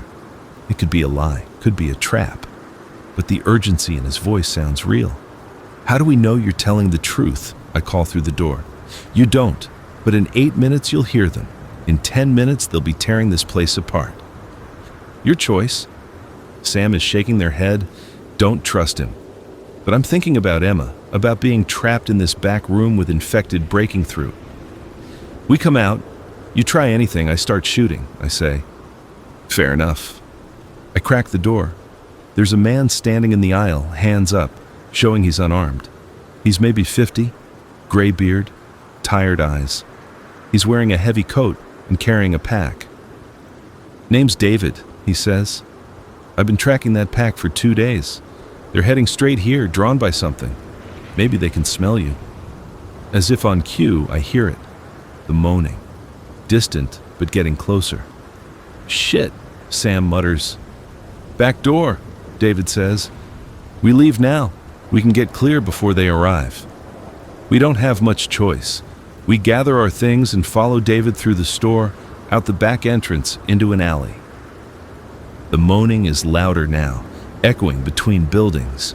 We move quickly, following David through a maze of back streets. Behind us, we hear the infected finding the clothing store. Glass breaking, the sound of them pressing inside. David was telling the truth. He leads us to a house on the edge of town, a nice 2-story with a fortified basement. We pile inside and he seals the door. "We're safe here," he says, "for tonight at least." The basement is well stocked. Food, water, a kerosene heater, sleeping bags. David has clearly been using this as a base. "You're heading to Atlas," he says. It's not a question. "How did you—" "Everyone's heading to Atlas. It's the last hope or the last lie, depending on who you ask." "Which is it?" Sam asks. "I don't know. I've been trying to decide that myself." David pulls out a map, similar to ours but more detailed. "I was part of a military unit before everything fell apart. We were ordered to Atlas to help establish the safe zone, but communication broke down before we got there. I've been stuck here trying to decide if it's worth the trip." "Why haven't you gone?" David looks at Emma, who's fallen asleep in the corner. "Because I'm not sure I want to know if it's a lie. As long as I don't go, it can still be hope." I understand that. Hope is dangerous. Hope can kill you. But it's also all we have. "We're going," I say. "Whatever we find there, we have to know." David nods slowly. "Then, I'll go with you. If you'll have me." Sam and I confer with our eyes. Can we trust him? He saved us from the infected. He's sharing his supplies. He seems genuine. "Okay," I say. You can come with us." David smiles for the first time. "Thank you. I didn't want to die alone." Day 30. We leave the town with David. He's a good addition, experienced, well-supplied, knowledgeable about survival. He teaches Emma to build snares for rabbits. He shows Sam better ways to purify water. He tells me about military tactics for avoiding infected hordes. With 4 of us, we're stronger. We can take watches in shifts, can scout more efficiently, can defend better if we're attacked. The miles pass easier. David talks about his life before. He was a teacher in Denver, taught history. He joined the military reserve late, after his wife died, looking for purpose. He found himself activated when the outbreak started, shipped to Pennsylvania to help with containment. We thought we could contain it, he laughs bitterly. Thought we could quarantine cities, create safe zones. We didn't understand how fast it moved, how completely it would spread. Do you think anywhere survived intact? I ask. Islands maybe, remote places. But the continental US? I think we lost it. I think the safe zones like Atlas are the best we can hope for. That night, we camp in an old church. The building is intact, the doors solid. We pile pews against the entrances and sleep in the relative warmth. Emma curls up between me and David, feeling safe for the first times in days. I dream about Atlas. In the dream, it's a real place, a fortress in the mountains with walls and guards and hot food. People are smiling, children play. It's everything we've hoped for. I wake to Sam shaking me. Something's wrong. The church is silent. Too silent. I realize David is gone. Where? He left. Took half our supplies and his pack, snuck out during the night. I can't believe it. David seemed trustworthy, seemed like one of the good ones. But he robbed us. Emma wakes and realizes David is gone. Where is he? He had to leave, I lie. He went to check something. He's not coming back, is he? She's too smart for lies. No, he's not. Emma nods, accepting this. She's learned not to expect people to stay. We inventory what he took, food mostly, enough to slow us down but not cripple us. He left us our weapons at least. Maybe he wasn't completely evil. Maybe he just prioritized his own survival over ours. We keep going, Sam says. We're close now. Maybe 40 miles. 40 miles. A few days if we push hard. We can make it. Day 34. We're in the mountains now. Real mountains, not hills. The elevation makes everything harder. Thin air, steep climbs, treacherous ice. Emma is struggling again. We take more breaks, move slower. That afternoon, we find a sign. An actual sign, professionally made. Atlas Settlement, 15 miles, survivors welcome. We stand there staring at it. After all the rumors, all the uncertainty, here's proof. Atlas exists. Could be fake, Sam says. Could be raiders using it to lure people in. Or it could be real. Only one way to find out. We follow the signs. They appear every few miles, marking the route. The path is cleared of debris, obviously maintained. Someone is taking care of this route. That's a good sign. We start seeing other survivors. A couple heading in the same direction, keeping their distance but nodding as we pass. A family with 3 small children, hauling a sled full of supplies. Everyone is heading toward Atlas. On day 37, we see it. Atlas. It's built into the side of a mountain, a complex of buildings surrounded by high walls, guard towers at the corners, gates that actually look functional.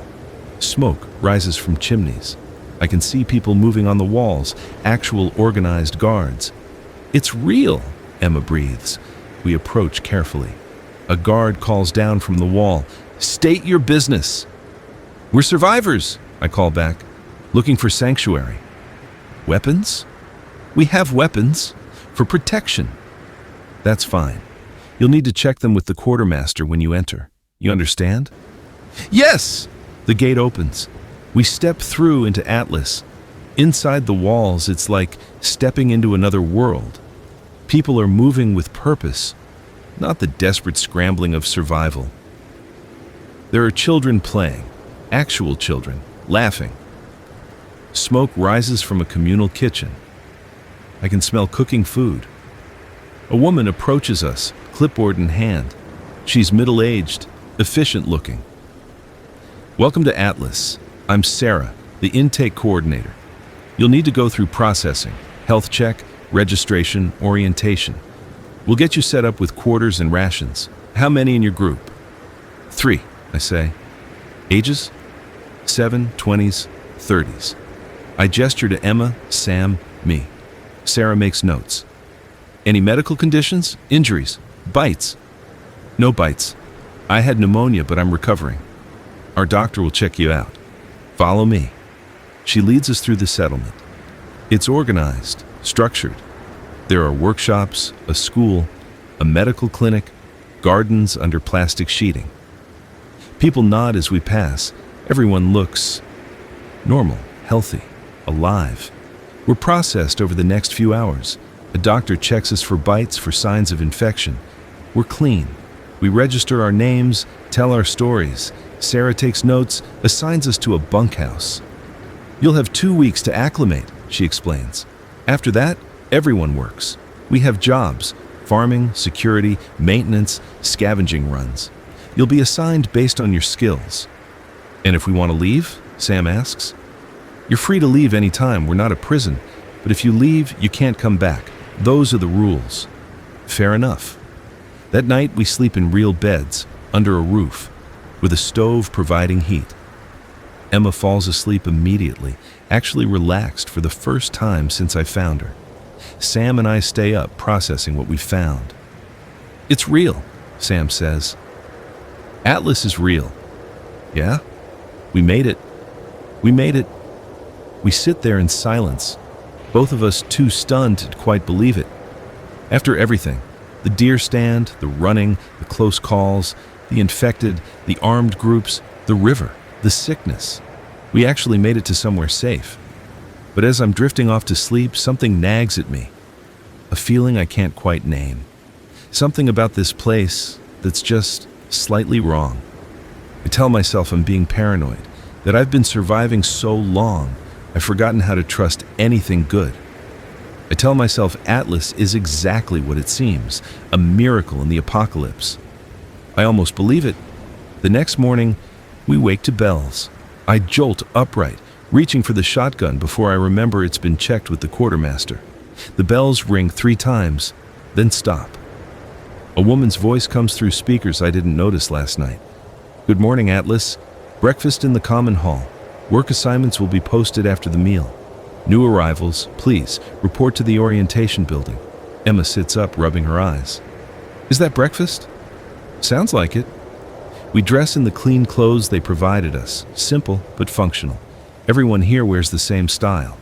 It reminds me of a school uniform or a prison. I push the thought away. The common hall is a large building at the center of the settlement.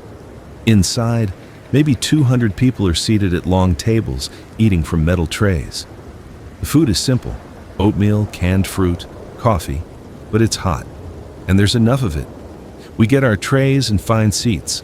People nod at us, welcoming but not overly friendly. Everyone seems focused on eating, on conserving energy. I notice that nobody's talking much. The hall is almost silent except for the scrape of spoons on metal. After breakfast, we report to orientation. There are 5 other new arrivals, 2 couples and a teenage boy. Sarah leads us through the settlement, explaining the rules. Atlas was established 4 months ago by the military remnants and surviving government officials. We have approximately 300 residents. We're self-sufficient, growing food, purifying water, generating power through a combination of solar and hydro. Everyone contributes. Everyone follows the rules. She shows us the gardens, the workshop, the security headquarters. Everything is organized, efficient, too efficient, like a machine. What happens if someone breaks the rules? The teenage boy asks. Sarah's expression doesn't change. Depends on the rule. Minor infractions result in reduced rations. Major infractions... She pauses. Major infractions are handled by the council. Handled how? The council decides. Usually it's banishment. Sometimes it's work detail. We've only had to execute someone once, and that was for murder. Execute. The word hangs in the air. Sam and I exchange glances. We're not tyrants, Sarah continues, but we can't afford chaos. 300 people surviving together requires order. You'll understand that once you've been here a while. Maybe, but something about the way she says it makes my skin crawl. That afternoon, we get our work assignments. Sam is assigned to security patrol. I'm assigned to the scavenging team. Emma is assigned to the school, where she'll learn and help with light duties. When do we start? I ask. Tomorrow. Today you rest, explore, get comfortable. We wander the settlement. It really is impressive. They've built something sustainable here. But the more I see, the more I notice the small things. The way people move with their heads down, the cameras in the corners, the guards who are always watching. We're safe here, but safe might come with a price. That night, Emma asked me if we're staying forever. I don't know, I tell her honestly. We'll see how it goes. I like it here. There are other kids. I have a bed. I know. But you don't trust it. She's reading me too well. I'm just being careful. Dad always said being too careful is the same as being scared. Your dad sounds smart. He was, before he got sick. She looks at me with those old, young eyes. It's okay to be scared. But it's not okay to not try. Out of the mouths of children. The next day, I joined the scavenging team. There are 6 of us, led by a man named Marcus, the same Marcus who left the note on the bulletin board in that town. He's in his 40s, competent, friendly. We run 2-day trips, he explains. Hit the towns and settlements within a 20-mile radius. Look for specific supplies, medicine, tools, ammunition, seeds, anything useful. We travel armed, but we avoid engagement when possible. Everyone comes back or nobody comes back. That's the rule. Our first run is to a small town 10 miles east. We travel in a pickup truck, which still feels surreal. The settlements had vehicles, but fuel was too precious. Atlas has a small reserve, used only for essential runs. The town is abandoned, but intact. We split into pairs and search systematically. My partner is a woman named Anna, late 20s, quiet. We check a hardware store and find treasure, hand tools, seeds, even some motor oil. Good find, Anna says. It's the first time she's spoken all day. How long have you been at Atlas? I ask. 3 months, since the beginning. What do you think of it? She glances around, making sure we're alone. It's survival. That's all that matters. But do you like it? Liking doesn't matter either. She hoists a box of screws. Let's keep moving. We finish the search and return to the truck. The run is successful. We've gathered enough supplies to make the trip worthwhile. On the drive back, I sit in the truck bed and watch the forest pass. The infected are rare out here. The wilderness, too, spread out for them to cluster. They drift through the trees like ghosts. Back at Atlas, we unload and log everything. The quartermaster checks our inventory against his list, making notes. Everything is tracked, cataloged, assigned. Good work, Marcus says. You did well for your first run. That night at dinner, I find Sam. They're eating quickly, looking exhausted. How was patrol? I ask. Fine, boring. We just walk the perimeter, check the fences, watch for infected or raiders. See anything? Not today. But they say there's a raider group operating about 30 miles north. Same group we ran from, maybe. They've tested Atlas's defenses a few times. What happened? We drove them off. Atlas has good fortifications and plenty of ammunition. Sam leans closer. But that's not what worries me. What does? The way people talk about the council. About the rules. Everyone's scared of stepping out of line. Maybe that's just good discipline. Or maybe it's control. Before I can respond, Sarah appears. How's everything going? Settling in? Fine, I lie. Everyone's been very welcoming. Good. We want you to feel at home here. Atlas only works if everyone's committed to the community. She smiles, but it doesn't reach her eyes. Speaking of which, there's a mandatory community meeting tomorrow night. All residents must attend. What's it about? The council will explain. 7 p.m. in the common hall. She walks away. Sam and I exchange looks. Mandatory, Sam mutters. That's not ominous at all. The next evening, the entire settlement gathers in the common hall. 300 people packed into the space, sitting shoulder to shoulder.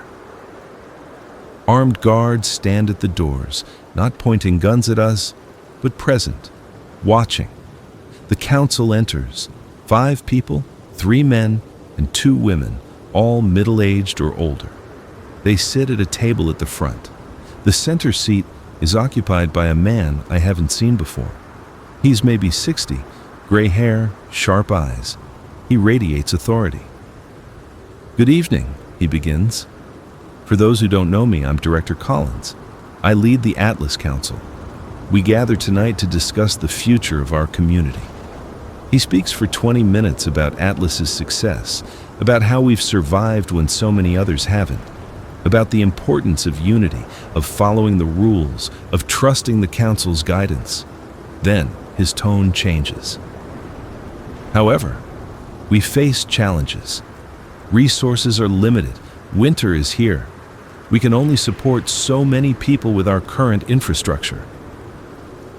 After careful consideration, the council has decided to implement new policies." The room tenses. Effective immediately, new arrivals will be on probationary status for 3 months. During this time, you will be evaluated for your contribution to the community. At the end of 3 months, the council will decide if you become full residents or if other arrangements must be made. "What other arrangements?" someone calls out. Director Collins's expression hardens. "That will depend on individual circumstances. But make no mistake, Atlas cannot be a refuge for those who don't contribute. We are not a charity. We are a survival community." Murmurs ripple through the crowd. Someone else stands. "You're talking about banishment, about sending people back out there to die. I'm talking about sustainability. About making hard choices so that the majority can survive." Collins leans forward. "We've all lost people. We've all made sacrifices. This is just another sacrifice we must make." The meeting continues for another hour, with Collins explaining the new rules, the evaluation criteria, the quotas each work team must meet. It's all very rational, very logical, and absolutely terrifying. When we're dismissed, Sam and I don't speak until we're back at our bunkhouse. "We have 3 months," Sam says, "to prove we're worth keeping. Or they throw us out." Emma is asleep in her bed. I watch her breathe and think about what it would mean to be banished. To survive 40 days of hell to reach safety, only to be cast out again. "We make ourselves indispensable," I say. "We work harder than anyone. We show them they need us. And if that's not enough, then we leave before they can banish us." The next morning, I volunteer for extra scavenging runs. Sam takes double patrol shifts, and we push ourselves working 12, 14-hour days. Emma excels in school, helps with the gardens, makes herself useful. We're not the only ones. All the new arrivals are working themselves to exhaustion, trying to prove their worth. It's creating a strange atmosphere, everyone competing, everyone suspicious of each other. On my 5th scavenging run, things go wrong. We're searching a suburb 20 miles out when the infected find us. Not a small group, a horde. Maybe 100 of them, shambling through the streets. We're caught between buildings, trapped. "Back to the truck," Marcus orders. We run, but Anna trips, goes down hard. An infected grabs her ankle. She screams. I don't think. I just act. I turn back, fire the shotgun into the infected's head. Grab Anna, pull her up. We run together, the horde right behind us. We make it to the truck. Marcus guns the engine and we peel out, infected grabbing at the tailgate. One of them gets a grip, pulls itself halfway into the truck bed. I kick it in the face, again and again, until it falls off. We drive for 5 miles before Marcus slows down. Everyone's gasping, shaking with adrenaline. "Everyone okay?" Marcus asks. We're alive. Anna's ankle is twisted but not broken. We got lucky. "You saved my life," Anna says to me. "Anyone would have done the same." "No, they wouldn't." She looks at me seriously. "Most people here only care about themselves, about getting through probation. You risked your life for mine. I don't know what to say to that. When we get back to Atlas, Anna reports what happened to the council. That night, I'm summoned to meet with Director Collins. His office is in the administrative building, a small room with a desk and filing cabinets. Collins sits behind the desk, studying me. I heard about today, he says. You displayed courage and selflessness. Those are qualities Atlas needs. Thank you. However, you also took an unnecessary risk. You endangered yourself and the mission to save one person. Anna is a valuable member of the team. Perhaps. But the calculation you should have made is, will my death and hers cost Atlas more than just her death? In a survival situation, we must be willing to sacrifice individuals for the greater good. I stare at him. You're saying I should have left her? I'm saying you should have considered all factors before acting. She's a person, not a factor. Collins smiles thinly. That kind of thinking will get you killed. Or worse, get others killed. He leans back. But your instincts are good. Your skills are valuable. I'm going to recommend that your probation be shortened to 2 months instead of 3, provided you continue to demonstrate value. Generous. It is, actually. Don't waste it. I leave his office feeling sick. Sam is waiting outside. What did he want? To tell me I'm valuable and expendable at the same time. This place is wrong, Sam says quietly. We need to get out. And go where? Back out there? Winter's coming, we won't survive. We survived before we got here. Barely, and we got lucky. I look at Sam. We have Emma now. She needs stability, warmth, food. We can't give her that out there. So, we stay in a place run by a sociopath who evaluates people like inventory. We stay until we have a better option. Sam doesn't like it, but they agree. We don't have a choice. The weeks pass. We work, we endure. We keep our heads down. Emma thrives in the school, actually learning again. She makes friends, plays games, smiles more. I watch her transform back into a regular kid and feel like maybe this is worth it. But the cracks keep showing. I see them enforce the rules on a man who stole extra food rations. They reduce his food to starvation levels for a week. He gets thinner, weaker. When he complains, they add another week. Eventually, he stops complaining. I see them banish a couple who failed to meet their work quotas. The couple begs, says they have a baby, says they'll try harder. The council is unmoved. Guards escort them to the gate. I watch them walk into the wilderness carrying their infant. I never see them again. I see the way people inform on each other, reporting minor infractions to gain favor with the council. The way trust has eroded, replaced by fear and competition. This isn't survival. It's tyranny.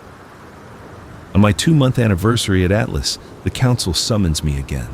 This time, it's not just Collins, it's the full council. We've reviewed your performance, Collins begins. You're a skilled scavenger. You follow orders. You contribute.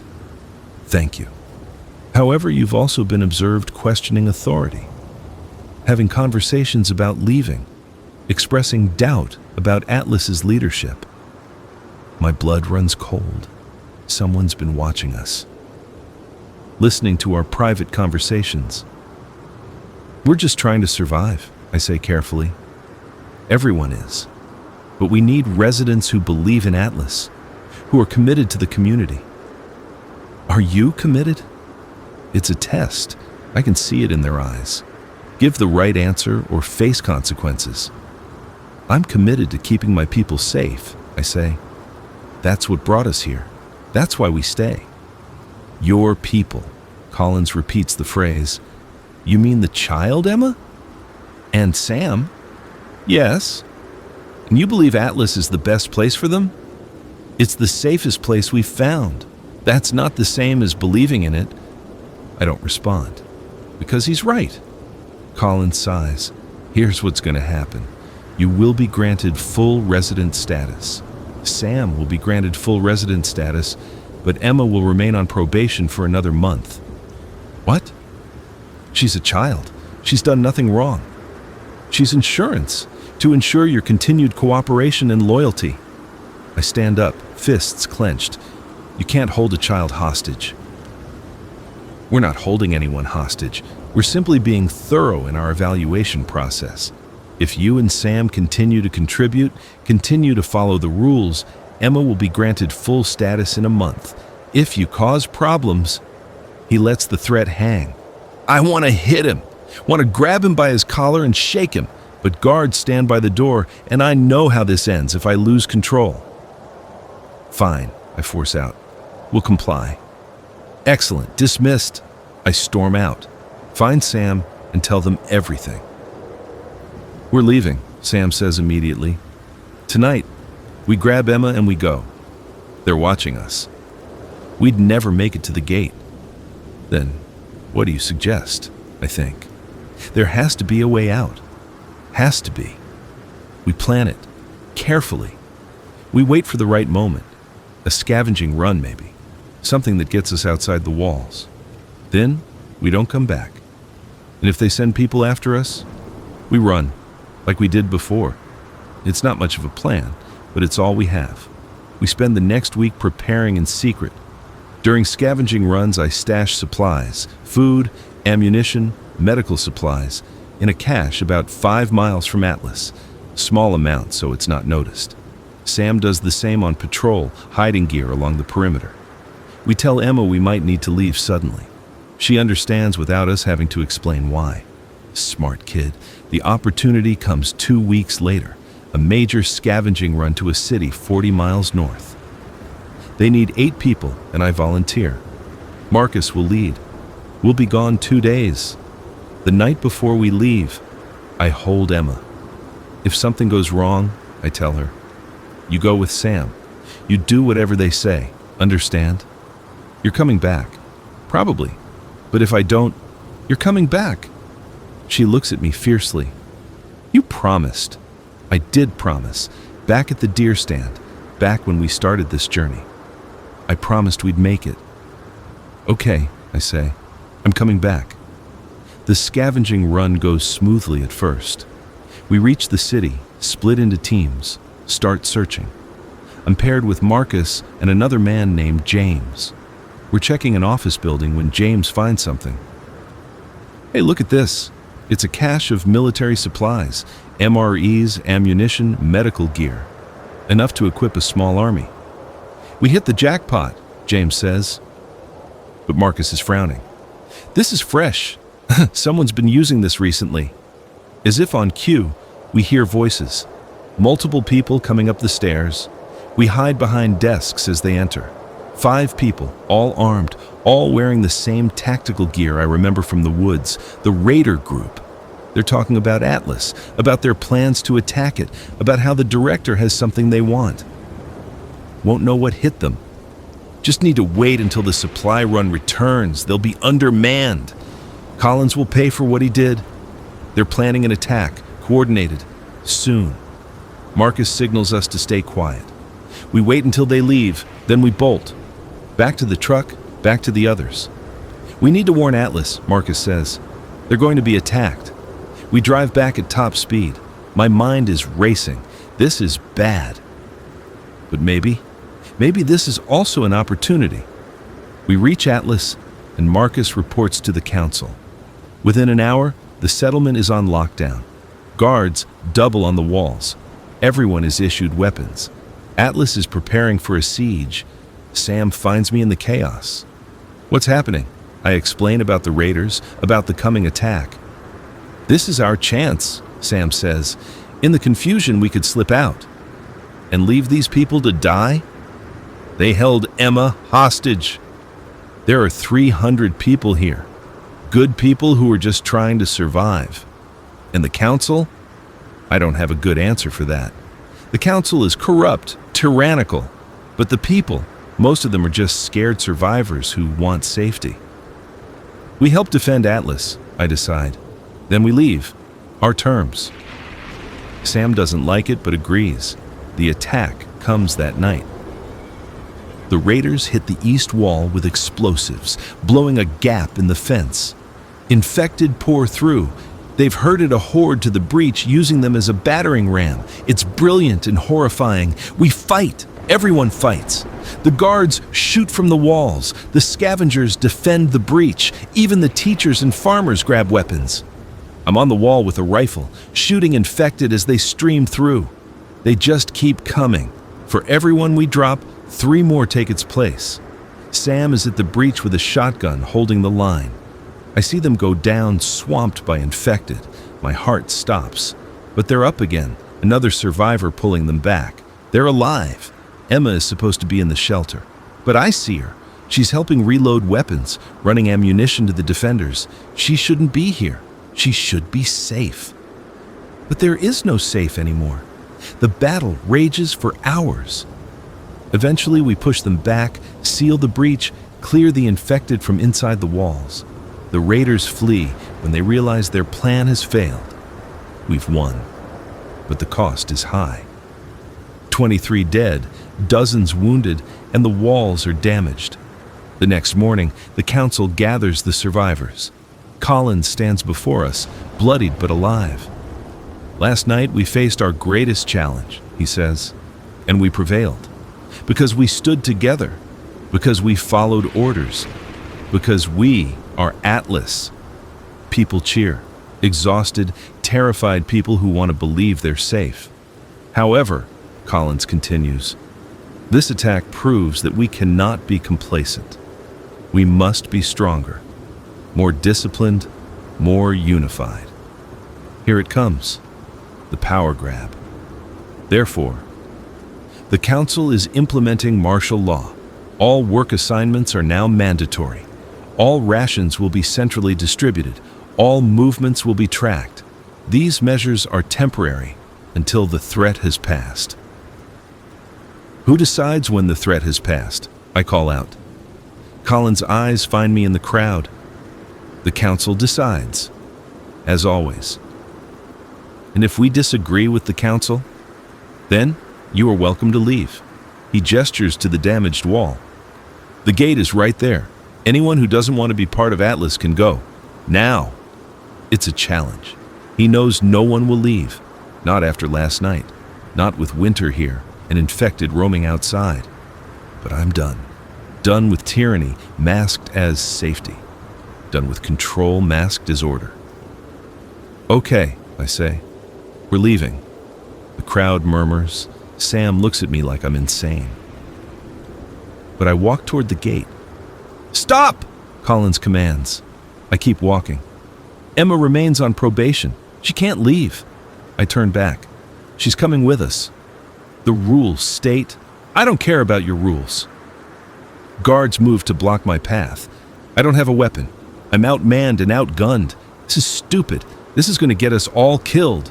Then Anna steps forward. I'm going too. Marcus joins her. Me too. One by one, people step out of the crowd. 20 people, then 30, then 50. Half the settlement is standing with me. Collins is pale. You're making a mistake. You won't survive out there. We'll take our chances, I say.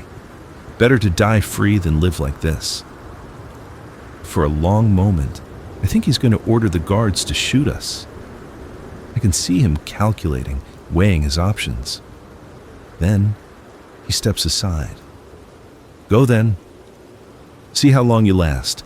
But when you come crawling back, don't expect mercy. We gather our things, supplies, weapons, whatever we can carry. The quartermaster tries to stop us, but he's outnumbered. We take what we're owed and more. Emma finds me in the chaos. We're really leaving? We're really leaving. Good. I didn't like it here anyway. We march out of Atlas as the sun rises, 53 people walking into the winter wilderness. It's insane. It's suicide. It's freedom. We make camp 5 miles from Atlas, in a valley with good sight lines. We post guards, ration what supplies we have, discuss our next move. We can't survive the winter like this, someone says. We need shelter, real shelter. Maybe there are other settlements, other places like Atlas, but better. Marcus stands. I know a place. Military bunker, maybe 100 miles west. built for this kind of scenario. If we can reach it, we'd have real shelter, real supplies. 100 miles in winter? It's a chance. Better than staying here waiting for Atlas to send raiders or for the infected to find us. We vote. It's unanimous. We go west. The journey is brutal. 53 people moving through hostile territory in winter. We lose people, some to infected, some to exposure, some who just give up and sit down in the snow. By the time we reach the bunker, we're down to 38. But the bunker is real, and it's intact. We seal ourselves inside. We inventory the supplies, enough for 38 people to survive 6 months, maybe longer if we're careful. We set up a new community, but this time, we do it right. We vote on decisions. We share resources equally. We don't have a director or a council. We have each other. Sam and Emma and I share a small room in the back of the bunker. It's cramped and windowless and perfect. "Is this home now?" Emma asks. "For now," I say. "Maybe for a while. And after that, we'll see. Maybe we find somewhere better. Maybe we rebuild. Maybe we just survive," Sam finishes. "Yeah, maybe we just survive." I pull out Dad's journal and write the final entry. Day 127. We made it to shelter. Lost people along the way. Lost pieces of ourselves. But we're alive. We're together. We're free. Atlas was a lie. Not because it didn't exist, but because it cost too much. They wanted us to trade our humanity for safety, to become machines that survive instead of people who live. I don't know what the future holds. I don't know if we'll make it through the winter, through the next year, through whatever comes after, but I know this. We'll face it together. We'll face it as people, not as inventory. That's enough. That has to be enough. I close the journal and put it away. Emma is asleep, curled against Sam. Outside the bunker, the world is ending. Inside, we're holding on. That's all anyone can do. Hold on, hope, try. The story doesn't end here. It doesn't end anywhere. Survival is ongoing, a series of days and choices and small victories against enormous odds. But if someone finds this journal someday, if someone reads about the deer stand and the journey and Atlas and everything after, I want them to know. We tried. We didn't give up. We chose to live, not just survive. And in the end, maybe that's the only thing that matters. The days in the bunker blur together.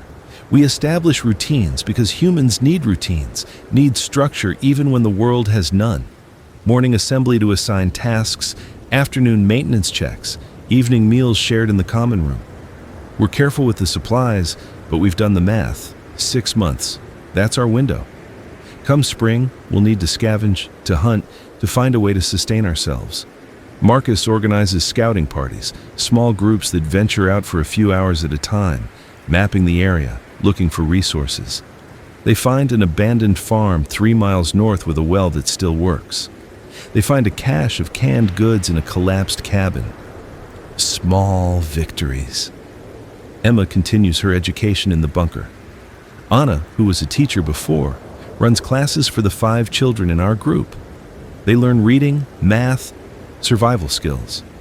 Emma is the youngest, but the most resilient. The other kids look up to her. One night, about a month into our bunker life, Sam and I talk while on watch duty. "Do you think we made the right choice?" Sam asks. "Leaving Atlas?" "Yes. Even knowing people died because of it?" I think about the 23 who died defending Atlas, about the 15 we lost on the journey to the bunker. People were always going to die. The question is how they lived before they did. Philosophy doesn't keep you warm in winter. No, but it keeps you human. Sam is quiet for a moment. I used to think survival was enough, that staying alive was the only goal. But watching Emma learn, watching her play with the other kids, watching people vote on what vegetables to plant in the spring, I think I understand now. Surviving isn't the same as living. No, it's not. We sit in comfortable silence, listening to the bunker's ventilation system hum. Day 152. The bunker's medical supplies are running low. We need antibiotics, bandages, Painkillers. Anna's ankle from the scavenging run never healed properly. She has a permanent limp now. One of the other survivors, a man named Derek, has been coughing for 2 weeks. It's getting worse. Marcus organizes a medical supply run to a hospital 20 miles south. I volunteer. So does Sam. We leave Emma with Anna and the other teachers, promising to be back in 3 days. The hospital is a nightmare. Infected cluster in the hallways, drawn by some instinct to where they got sick. We move carefully, using a map to navigate to the pharmacy. The place has been ransacked, but we find enough: antibiotics, IV supplies, surgical tools. On the way out, we hear it. Crying, not infected moaning, actual crying. Human crying. We find her in a patient room on the 3rd floor. A woman, maybe 30, handcuffed to a hospital bed. She's alive but barely, dehydrated and starving. The infected haven't found her yet. The door was closed. "Help," she whispers. "Please help." I shoot the handcuffs off. We get her water, food. As she recovers enough to talk, she tells us her story. She was part of a military unit. Her commander handcuffed survivors to beds, used them as bait to study the infected. When the base was overrun, he fled and left them all to die. She's been here for 3 weeks, somehow unnoticed. "I'm the only one left," she says. "The others, the infected got them, or they starved. I don't know which is worse." Her name is Michelle. She's a medic. When we explain about the bunker, about our community, she wants to come with us. "We could use a medic," Sam says. We bring her back. The community votes to accept her. She immediately gets to work treating Derek, setting up a proper medical bay, teaching others basic first aid. Day 180. Spring is coming. We can feel it in the air, see it in the melting snow. The bunker has been good to us, but we all know we can't stay forever. The supplies are nearly depleted. We need to move, to find a more sustainable situation. Marcus proposes we head further west, into the true wilderness where population was sparse even before. Less people means fewer infected. We could establish a permanent settlement, grow food, rebuild. But Michelle brings news from her military training. There might be other bunkers. Military installations designed for continuity of government. If we can find one with intact communication equipment, we might be able to contact other survivors. Build something larger than just us. We debate for hours. Go west and start from scratch? Or search for infrastructure that might not exist? Emma settles it, surprisingly. During the debate, she stands up. "I think we should try to find other people," she says. Her voice is small, but clear. Because being alone is what made places like Atlas happen. If we can find more communities, work together, maybe we can build something that doesn't turn bad. She's 8 years old, and she understands more about human nature than most adults. We vote. Michelle's plan wins, narrowly. We'll search for the military installations, for communication equipment, for other survivors. We'll try to build something bigger than just our small group. Day 200, we leave the bunker with everything we can carry. 38 people heading into the unknown again. It feels like regression, like we're back where we started. But Emma is right. Alone, we're vulnerable. Together, we might actually have a chance. The first installation we find is compromised. Infected inside, the communication equipment destroyed. But there's a working vehicle bay with 2 trucks that still run. We siphon fuel, load up, keep moving. The second installation is better. Mostly intact, some supplies, but no communication equipment. We rest there for 3 days, recuperate. The third installation is the charm. Michelle finds it using coordinates from her military training. It's deep underground, access through a maintenance tunnel. The infected can't reach it. Inside, we find working computers, working radios, power supplied by a nuclear generator that could run for decades, and we find messages, transmissions from other survivors, other communities, dozens of them scattered across the country. One message catches my attention. is from someone calling themselves Sanctuary Network. They claim to be coordinating between survivor communities, sharing information, trying to rebuild society the right way. I broadcast a message back. This is the Bunker Group, 38 survivors. We're looking to connect, to help, to rebuild. The response comes in 2 hours. Welcome. You're not alone. Here's our frequency. Here's what we know. Here's how you can help. Day 250. We've been in contact with Sanctuary Network for weeks now. They've connected us with other groups. We share information, which areas are clear, which are overrun, what the infected patterns are. We coordinate supply runs. We help each other. It's not perfect. There are still infected. There are still bad people. Winter will come again. People will die. But for the first time since this started, it feels like we're moving forward instead of just surviving. Emma is thriving. She helps coordinate messages between settlements, her young mind adapting quickly to the technology.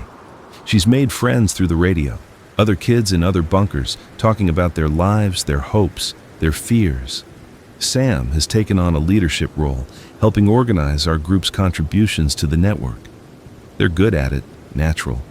I spend my days maintaining equipment, going on supply runs, doing whatever needs doing. At night, I sit at the radio and listen to the voices of other survivors.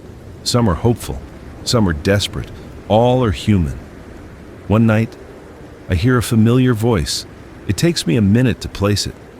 This is David, broadcasting from coordinates 39.8, 79.9, looking for any survivors in the area. I have supplies, skills, willing to help. David, the man who robbed us, who left us at the church. I should ignore it. Should let him face whatever consequences his choices bring. But I remember what Emma said about finding more people, about working together. I respond, David, this is the Bunker Group. We read you.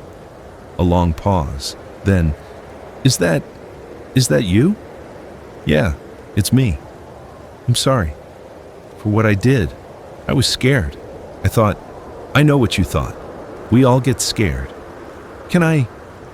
Is there any way I can make it right? I think about Atlas, about how fear turns people into tyrants or cowards, about how we all make choices and have to live with them. There's a settlement at these coordinates, I say, giving him a location we've been in contact with. They need someone with your skills. Tell them the Bunker Group sent you. Tell them you want to help. Thank you.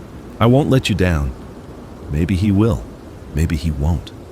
But everyone deserves a chance to be better than their worst moment. Day 300, almost a year since it started.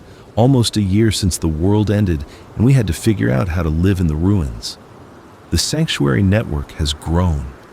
We're coordinating between 23 communities now, hundreds of survivors. We share resources, knowledge, hope. Some communities are struggling. Some are thriving. But we're connected. We're trying. Marcus has proposed something ambitious, a summit. Representatives from each community meeting in person to coordinate our rebuilding efforts. It's dangerous, gathering that many people in one place. But it might also be necessary. We debate it. Emma, now an official member of our decision-making process, votes yes. We can't just hide forever, she says. We have to start building again, real building. She's grown so much, not just physically, she's tall for 8, eating regularly will do that, but mentally. She's wise in ways children shouldn't have to be, but also hopeful in ways adults forget how to be. We vote. The summit happens. Day 350. The summit is set for day 365, 1 year anniversary of the outbreak. Poetic, Marcus says. We'll host it at our installation. It's the most defensible Sereneo, has the best communications. 23 communities means maybe 50 people. We'll have to feed them, house them, protect them. But if it works, if we can coordinate properly, we might be able to do more than survive. We might be able to rebuild civilization, different than before, better hopefully. Sam and I talk late one night about what comes next. Do you think we can actually do this? Sam asks. Rebuild? I don't know. But we have to try. Why? Why not just find somewhere safe and wait it out? Because Emma deserves a future. All the kids do. They deserve more than just surviving. Sam nods. Yeah, they do. Day 3 out of 65, 1 year. Representatives from 23 communities gather in our installation. It's crowded, chaotic, difficult. People argue about priorities, about resources, about leadership. But they're here. They came. That means something. The summit lasts 3 days. We draft agreements, how to share resources, how to communicate, how to help each other. We establish protocols for dealing with infected, for dealing with raiders, for dealing with the 1,000 problems that come with rebuilding. It's not perfect. There are disagreements. Some communities leave angry, unwilling to compromise. But 16 communities sign the agreement. 16 communities commit to working together. It's a start. On the final night, we hold a memorial for everyone we've lost, for Martinez and David's sister Julie and Dad, and everyone else who didn't make it. Emma speaks. She talks about the people we lost, about the world that ended, about the world we're trying to build. She's 8 years old, and she's giving a eulogy for civilization. I don't remember much about before, she says. I was too young, but I remember my parents. I remember they were good people who tried their best. I think that's all anyone can do. Try their best, and keep trying, even when it's hard. There's not a dry eye in the room. After the memorial, after everyone has returned to their rooms, I find myself at the radio, broadcasting on open frequencies, just in case. This is the Bunker Group, day 365. If anyone can hear this, you're not alone. We're here. We're building something. Come find us. I don't expect a response. It's late, and most communities are signing off for the night. But then, static, and a voice. This is Robert Cunningham, transmitting from Pittsburgh. Is anyone there? My heart stops. Dad. Dad? My voice cracks. Dad? Is that you? Who is this? It's me. Your son. I'm alive, Dad. I'm alive. Static, long, terrible static. Then, oh God, you're alive. I thought, I've been searching. We talk for 2 hours. He tells me about surviving in Pittsburgh, about the military evacuation that fell apart, about making his way through the ruins looking for any sign of me. I tell him about the deer stand, about Emma and Sam, about everything. I'm coming to you, he says. Give me coordinates. I'm coming. I give him the coordinates. He says it'll take him 2 weeks to get here safely. I'll be here, I tell him. I'll be waiting. When I sign off, Sam is standing in the doorway. I heard, they say. That's amazing. He's alive. My dad is alive. We cry together. Happy tears for once. Day 380. Dad arrives. He's thinner than I remember, grayer, with scars I don't ask about. But he's alive. He's here. Emma meets him shyly. I've heard a lot about you, she says. I've heard a lot about you too, Dad replies. Thank you for keeping my son alive. He kept me alive too. That's what family does. Dad looks at me. Family. Emma isn't my daughter, not by blood, but she's family nonetheless. We show Dad around the installation, introduce him to the community. He cries when he sees the deer stand journal, the one he started years ago, now filled with my entries. You survived, he says. You actually survived. We all did, together. That night, the 4 of us, me, Dad, Sam, and Emma, sit together in our small quarters. We share a meal. We share stories. We share hope. What happens now? Emma asks. We keep building, Dad says. We keep trying. We make sure what happened never happens again. Can we do that? We have to try. What else is there? Emma considers this, then nods, satisfied. We have to try. What else is there? The world ended. But we didn't. We survived. And now, slowly, painfully, hopefully, we're building something new. It won't be the same as before. It can't be. Too much has been lost, too much has changed. But maybe it can be better. Maybe we can learn from what went wrong. Maybe we can build a world where places like Atlas can't exist, where people like Emma don't have to grow up afraid. Maybe that's all any of us have.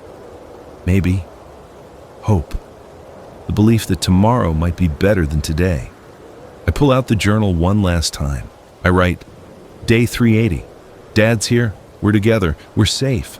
We're building something worth protecting. The story continues. It always continues. But this chapter, the survival chapter, is ending. The next chapter is different. It's about rebuilding, about living, not just surviving. I don't know how it ends. Nobody does. But I know how it continues. Together. With hope, with determination, with love. That's enough. That has to be enough. I close the journal. Put it on the shelf next to Dad's hunting rifle, Sam's backpack, Emma's drawings, artifacts of survival, reminders of where we've been. Tomorrow we start building, but tonight we rest. We're together. We're alive. And that's more than enough.